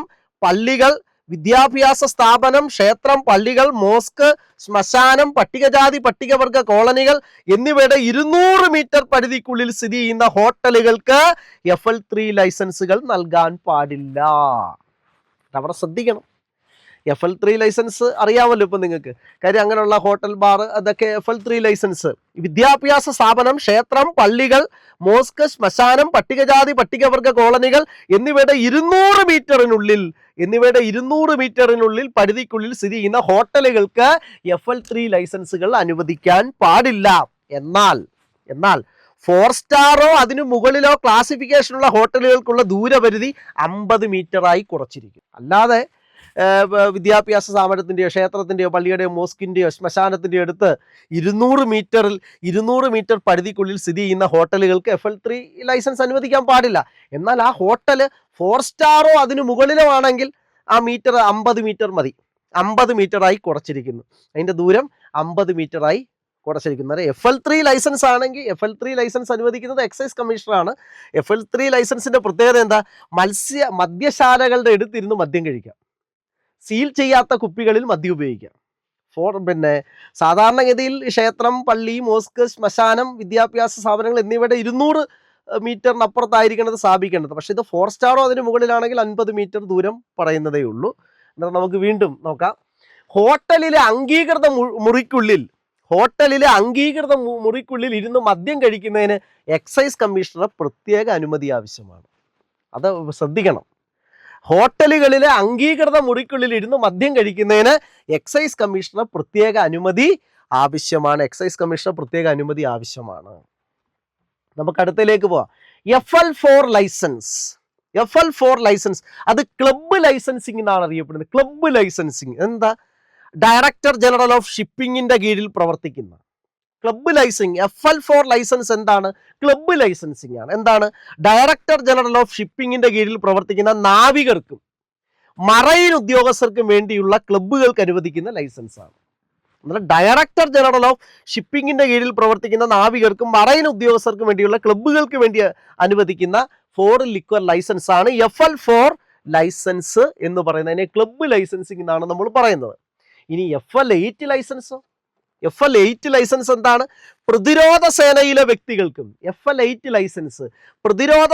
വ്യക്തികൾക്കും വിമുക്ത ഭടന്മാർക്കും വിദേശ മദ്യം അനുവദിക്കുന്നതിനായി സൈനിക യൂണിറ്റുകളോട് ചേർന്നുള്ള ക്യാൻറ്റീനുകളിൽ അല്ലെങ്കിൽ മെസ്സുകളിൽ വിദേശ മദ്യം കൈവശം വെക്കുന്നതിന്, വിതരണം ചെയ്യുന്നതിനും വിൽക്കുന്നതിനുമായി FL8 ലൈസൻസ് അനുവദിക്കുന്നതാണ്. നമുക്കറിയാം മിലിറ്ററി ക്യാൻറ്റീനിൽ നിന്ന് മദ്യം കിട്ടുമെന്നൊക്കെ നമ്മൾ പറയാറുണ്ടല്ലേ. മിലിറ്ററി ക്യാൻറ്റീനിൽ നിന്ന് നമ്മൾ മദ്യം മേടിക്കുന്നത് അവർക്ക് ഏത് ലൈസൻസാണ് ഉള്ളത്? FL8 ലൈസൻസ് ആണ്. FL8 ലൈസൻസ് പ്രതിരോധ സേനയിലെ വ്യക്തികൾക്കും പ്രതിരോധ സേനയിലെ വ്യക്തികൾക്കും വിമുക്ത ഭടന്മാർക്കും വിദേശ മദ്യം അനുവദിക്കുന്നതിനായി സൈനിക യൂണിറ്റുകളോട് ചേർന്നുള്ള ക്യാൻറ്റീനുകൾ അല്ലെങ്കിൽ മെസ്സുകളിൽ വിദേശ മദ്യം കൈവശം വെക്കുന്നതിനും വിതരണം ചെയ്യുന്നതിനും വിൽക്കുന്നതിനുമായി FL8 ലൈസൻസ് ആണ്. FL8 ലൈസൻസ് നിങ്ങൾ ഇത്ര ഓർത്താൽ മതി. മിലിറ്ററിക്കാർക്ക് മിലിറ്ററി ക്യാൻറ്റീന്, മെസ്സേ, പ്രതിരോധ സേനയിലെ വ്യക്തികൾക്കും വിമുക്ത ഭടന്മാർക്കും അവരുടെ ക്യാൻറ്റീനിന് വേണ്ടി അനുവദിക്കുന്ന ലൈസൻസ് ആണ് FL8 ലൈസൻസ്. ഓക്കെ, ഇതിനെ വീണ്ടും നമുക്ക് അടുത്ത് നോക്കാം. FL8A ലൈസൻസ് എന്താണ്? FL8A ലൈസൻസ് സെൻട്രൽ പോലീസ് യൂണിറ്റിലെ ഉദ്യോഗസ്ഥർക്കായുള്ള ക്യാൻറ്റീനിലോ CRPF സെൻട്രൽ പോലീസ് യൂണിറ്റിലെ ഉദ്യോഗസ്ഥർക്കായുള്ള ക്യാൻറ്റീനിലോ മെസ്സുകളിലോ വിദേശ മദ്യം കൈവശം വെക്കുന്നതിനും വിതരണം ചെയ്യുന്നതിനും വിൽക്കുന്നതിനോ വേണ്ടി അനുവദിക്കുന്ന ലൈസൻസ് ആണ് FL8A ലൈസൻസ്. സെൻട്രൽ പോലീസ് ക്യാൻറ്റീനിൽ FL8A ലൈസൻസ്. FL8A ലൈസൻസുകൾ നൽകാൻ അധികാരപ്പെട്ട ഉദ്യോഗസ്ഥൻ ഡെപ്യൂട്ടി എക്സൈസ് കമ്മീഷണറാണ്. അവിടെ ശ്രദ്ധിക്കണം, FL8A ലൈസൻസുകൾ നൽകാൻ അധികാരപ്പെട്ട ഉദ്യോഗസ്ഥൻ ഡെപ്യൂട്ടി എക്സൈസ് കമ്മീഷണറാണ്. പക്ഷെ ഡെപ്യൂട്ടി എക്സൈസ് കമ്മീഷണർ ഈ ലൈസൻസ് അനുവദിക്കുന്ന കാര്യം ഉടൻ തന്നെ എക്സൈസ് കമ്മീഷണറെ രേഖാമൂലം അറിയിക്കേണ്ടതാണ്. അടുത്ത FL9 ലൈസൻസ് എന്താണ്? FL9 licence FL9 Kerala state beverage കോർപ്പറേഷന് മാത്രമാണ് നൽകുന്നത്. FL9 ലൈസൻസ് എന്താണ്? FL9 licence Kerala state beverage കോർപ്പറേഷന് മാത്രമാണ് നൽകുന്നത്. എന്താണ് അതിൻ്റെ പ്രത്യേകത? വിദേശ മദ്യം കൈവശം വെക്കുന്നതിനും വിതരണം ചെയ്യുന്നതിനുമാണ് ഈ ലൈസൻസ് അനുവദിക്കുന്നത്. വിദേശ മദ്യം കൈവശം വെക്കുന്നതിനും വിതരണം ചെയ്യുന്നതിനും അനുവദിക്കുന്ന ലൈസൻസ് ആണ് FL9 ലൈസൻസ്. ഇത് കേരളത്തിൽ ആർക്ക് മാത്രമേ അനുവദിക്കുന്നുള്ളൂ? കേരള സ്റ്റേറ്റ് ബിവറേജസ് കോർപ്പറേഷന് മാത്രമേ FL9 ലൈസൻസ് അനുവദിക്കുന്നുള്ളൂ. എന്നിട്ട് നമുക്ക് അടുത്തയിലേക്ക് പോവാം. FL11 ലൈസൻസ് എന്താ? ബിയർ വൈൻ പാർലറുകൾക്കുള്ള ലൈസൻസ് ആണ്. ബിയർ പാർലർ, വൈൻ പാർലർ ഇവയ്ക്കുള്ള ലൈസൻസ് FL11 ലൈസൻസ് ആണ്. അനുവദിക്കുന്നത് എക്സൈസ് കമ്മീഷണറാണ്. ആരാണ് അനുവദിക്കുന്നത്? എക്സൈസ് കമ്മീഷണറാണ്. FL12 ലൈസൻസോ ബിയർ റീറ്റെയിൽ വിൽപ്പന, ഔട്ട്ലെറ്റിന് ബിയർ റീറ്റെയിൽ വിൽപ്പനയ്ക്കുള്ളതാണ് FL12 ലൈസൻസ്. അതും അനുവദിക്കുന്നത് എക്സൈസ് കമ്മീഷണറാണ്. FL30 ലൈസൻസോ പബ് ബിയർ പാർലറുകൾക്കുള്ള ലൈസൻസ് ആണ്. പബ്ബിനൊക്കെയുള്ള ലൈസൻസ് ആണ് FL30 ലൈസൻസ്. പബ് ബിയർ പാർലറുകൾക്കുള്ള ലൈസൻസ് FL30 ലൈസൻസ് ആണ്.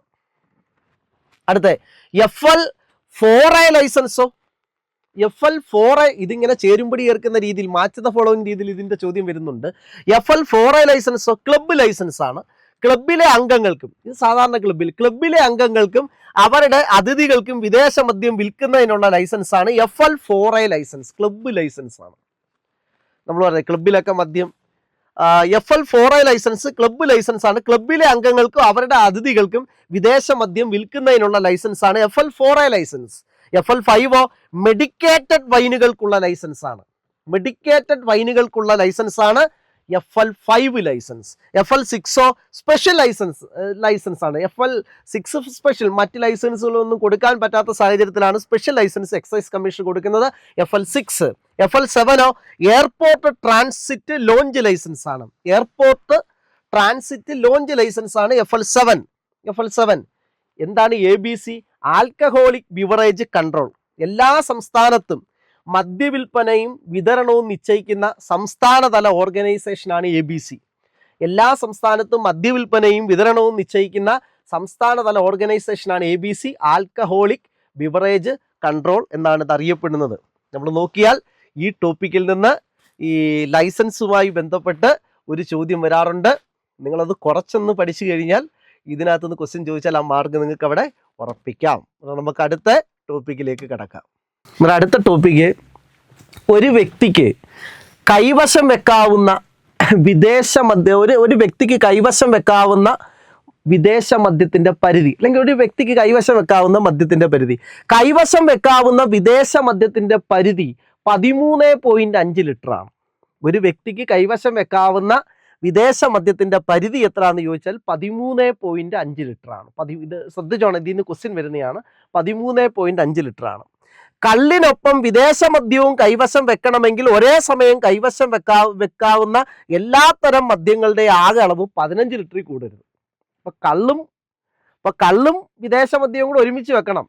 വിദേശ മദ്യം കൈവശം വെക്കാവുന്ന വിദേശ മദ്യത്തിന്റെ പരിധി 13.5 ലിറ്റർ ആണ്. കൈവശം വെക്കാവുന്ന വിദേശ മദ്യത്തിന്റെ പരിധി 13.5 ലിറ്റർ ആണ്. കള്ളിനൊപ്പം വിദേശ മദ്യവും കൈവശം വെക്കണമെങ്കിൽ ഒരേ സമയം നമുക്ക് കള്ളും വിദേശ മദ്യവും കൂടെ ആകുമ്പോൾ മൊത്തം 15 ലിറ്റർ കൈവശം വെക്കാം. ഒരാൾക്ക് കൈവശം വെക്കാവുന്ന കൊക്കോ ബ്രാൻഡിയുടെ അളവ് 1 ലിറ്റർ ആണ്. കൊക്കോ ബ്രാൻഡിയുടെ അളവ് എത്രയാണ്? 1 ലിറ്റർ കൊക്കോ ബ്രാൻഡി നമുക്ക് ഒരു സമയം കൈവശം വെക്കാം. ഞാൻ നേരത്തെ പറയാൻ വിട്ടുപോയി, FL3 ലൈസൻസ് സ്ഥാപനങ്ങളുടെ പ്രവർത്തന സമയം, FL3 ലൈസൻസ് ഇല്ലേ, FL3 ലൈസൻസ് സ്ഥാപനങ്ങളുടെ പ്രവർത്തന സമയം രാവിലെ 10 മുതൽ രാത്രി 12 വരെ. ഇനി നമുക്ക് ആ കൈവശം വെക്കാവുന്ന ഇനവും അതിൻ്റെ പരിധിയും നോക്കാം. മൊത്തം കള്ളുൾപ്പെടെ 15 ലിറ്റർ. ഒരാൾക്ക് വിദേശ മദ്യം മാത്രമാണെങ്കിൽ ഒരു കൈവശം വെക്കാവുന്ന വിദേശ മദ്യം 13.5 ലിറ്റർ വെക്കാം. മറ്റേ കള്ളുൾപ്പെടെയാണെങ്കിൽ 15 ലിറ്റർ വെക്കാം. കള്ള് ഒരാൾക്ക് കൈവശം വെക്കാവുന്ന കള്ളിൻ്റെ പരിധി, കള്ളാണെങ്കിൽ 1.5 ലിറ്റർ 1.5 ലിറ്റർ നമുക്ക് കൈവശം വെക്കാം. ഇന്ത്യൻ നിർമ്മിത വിദേശ മദ്യമാണെങ്കിൽ 3 ലിറ്റർ വരെ നമുക്ക് കൈവശം വെക്കാം. ഇന്ത്യൻ നിർമ്മിത വിദേശ മദ്യമാണെങ്കിൽ 3 ലിറ്റർ വരെ നമുക്ക് കൈവശം വെക്കാം. എന്നാൽ ബിയർ 3.5 ലിറ്റർ കൈവശം വെക്കാം. ബിയർ എത്ര ലിറ്റർ കൈവശം വെക്കാം? 3.5 ലിറ്റർ കൈവശം വെക്കാം. വൈനാണെങ്കിൽ 3.5 ലിറ്റർ കൈവശം വെക്കാം. 3.5 ലിറ്റർ കൈവശം വെക്കാം. വിദേശ നിർമ്മിത വിദേശ മദ്യമാണെങ്കിൽ അതായത് ഇന്ത്യൻ നിർമ്മിത വിദേശ മദ്യം 3 ലിറ്റർ കൈവശം വെക്കാം. എന്നാൽ വിദേശ നിർമ്മിത വിദേശ മദ്യം 2.5 ലിറ്ററേ കൈവശം വെക്കാൻ പറ്റൂ. കൊക്കോ ബ്രാൻഡി ആണെങ്കിൽ 1 ലിറ്റർ കൈവശം വെക്കാം. മൊത്തം ഒരു വ്യക്തിക്ക് കൈവശം വെക്കാവുന്ന 15 ലിറ്റർ കള്ളുൾപ്പെടെ. വിദേശ മദ്യം മാത്രമാണെങ്കിൽ 13.5, കള്ളുൾപ്പെടെ 15 ലിറ്റർ. നോക്കിയേ, ഒരാൾക്ക് കൈവശം വെക്കാവുന്ന കള്ളിൻ്റെ പരിധി 1.5 ലിറ്റർ, ഇന്ത്യൻ നിർമ്മിത വിദേശ മദ്യം 3 ലിറ്റർ, ബിയർ ആണെങ്കിൽ 3.5 ലിറ്റർ, വൈനാണെങ്കിൽ 3.5 ലിറ്റർ, വിദേശ നിർമ്മിത വിദേശ മദ്യമാണെങ്കിൽ 2.5 ലിറ്റർ, വിദേശ നിർമ്മിത വിദേശ മദ്യമാണെങ്കിൽ 2.5 ലിറ്റർ, കൊക്കോ ബ്രാൻഡി ആണെങ്കിൽ 1 ലിറ്റർ. അന്നേരം ഓക്കെ, ഒരാൾക്ക് കൈവശം വെക്കാവുന്ന വിദേശ മദ്യത്തിന്റെ പരിധി 13.5 ലിറ്റർ, കള്ളും കൂടെ ചേർന്നാണെങ്കിൽ 15 ലിറ്റർ, ഒരാൾക്ക് കൈവശം വെക്കാവുന്ന കൊക്കോ ബ്രാൻഡിയുടെ അളവ് 1 ലിറ്റർ. അന്നേരം നിങ്ങൾക്ക് നന്നായിട്ട് മനസ്സിലായെന്ന് വിശ്വസിക്കുന്നു. ഇത് ശ്രദ്ധിച്ചോണം. ഇന്ത്യൻ കള്ളാണെങ്കിൽ 1.5 ലിറ്ററേ വെക്കാൻ പറ്റൂ. 1.5 ലിറ്ററേ കള്ള് പറ്റത്തുള്ളൂ. ഇന്ത്യൻ നിർമ്മിത വിദേശ മദ്യം 3 ലിറ്റർ പറ്റും, ബിയർ 3.5 ലിറ്റർ പറ്റും, വൈന് 3.5 ലിറ്റർ പറ്റും, വിദേശ നിർമ്മിത വിദേശ മദ്യം 2.5 ലിറ്റർ പറ്റും, കൊക്കോ ബ്രാൻഡി ആണെങ്കിൽ 1 ലിറ്റർ പറ്റും. അന്നേരം എല്ലാവർക്കും ഈ ടോപ്പിക്ക് നന്നായിട്ട് മനസ്സിലായെന്ന് വിശ്വസിക്കുന്നു. ഇന്നത്തെ നമ്മുടെ സ്പെഷ്യൽ ടോപ്പിക്കിൽ പോയത് എക്സൈസിൻ്റെ സിവിൽ എക്സൈസ് ഓഫീസറുടെ സ്പെഷ്യൽ ടോപ്പിക്കിൽ നമ്മൾ അബ്കാരി നിയമം പോയി, അതുപോലെ തന്നെ അങ്ങനെയുള്ള പുകയിലയുമായി ബന്ധപ്പെട്ട നിയമങ്ങൾ പോയി, ലൈസൻസുമായി ബന്ധപ്പെട്ട നിയമങ്ങൾ പോയി, അതുകൂടാതെ ഡ്രൈ ഡേയ്സ് പോയി. അന്നേരം ഇതെല്ലാം നിങ്ങളൊന്ന് വാച്ച് ചെയ്യണം. നിങ്ങളൊന്ന് നന്നായിട്ട് കണ്ടിട്ട് നിങ്ങളുടെ അഭിപ്രായം രേഖപ്പെടുത്തണം. നമുക്ക് ഇനി ഒരു മാരത്തോൺ, ഇതുമായിട്ട് ബന്ധപ്പെട്ട ഒരു മാരത്തോൺ ചെയ്യണമെന്ന് ആഗ്രഹിക്കുന്നു. അത് ഇതുവരെ നടന്ന ഈ സ്പെഷ്യൽ ടോപ്പിക്കിൻ്റെ ചോദ്യങ്ങളും എക്സ്പെക്റ്റഡ് ചോദ്യങ്ങളും ചേർത്ത് ഒരു മാരത്തോണും കൂടെ ചെയ്യണമെന്ന് ആഗ്രഹിക്കുന്നു. എന്തായാലും നിങ്ങൾ ഈ ക്ലാസ് നന്നായിട്ട് വാച്ച് ചെയ്യുക, നിങ്ങളുടെ അഭിപ്രായങ്ങളൊക്കെ രേഖപ്പെടുത്തുക. ഒരു മാരത്തോണും കൂടെ ചെയ്യണമെന്ന് ആഗ്രഹിക്കുന്നു. എന്തായാലും നിങ്ങൾക്ക് കറണ്ട് അഫയറിൻ്റെ മാരത്തോണും ഉടൻ തന്നെ വരും. അന്നേരം നിങ്ങൾ നമ്മളോടൊപ്പം തന്നെ യൂട്യൂബ് ചാനൽ തുടരുക. നിങ്ങൾക്ക് ആവശ്യമുള്ളവർക്കെല്ലാം ഞാൻ നേരത്തെ പറഞ്ഞ നമ്പറിൽ ബന്ധപ്പെടാം. ഇഷ്ടമുള്ള കോഴ്സുകളിലൊക്കെ ചേരാം. അന്നേരം ഇന്നത്തെ ഒരു സ്പെഷ്യൽ ടോപ്പിക്കാണ്. എല്ലാവരുടെയും അഭിപ്രായങ്ങൾ അറിയിക്കണം. Okay, thank you.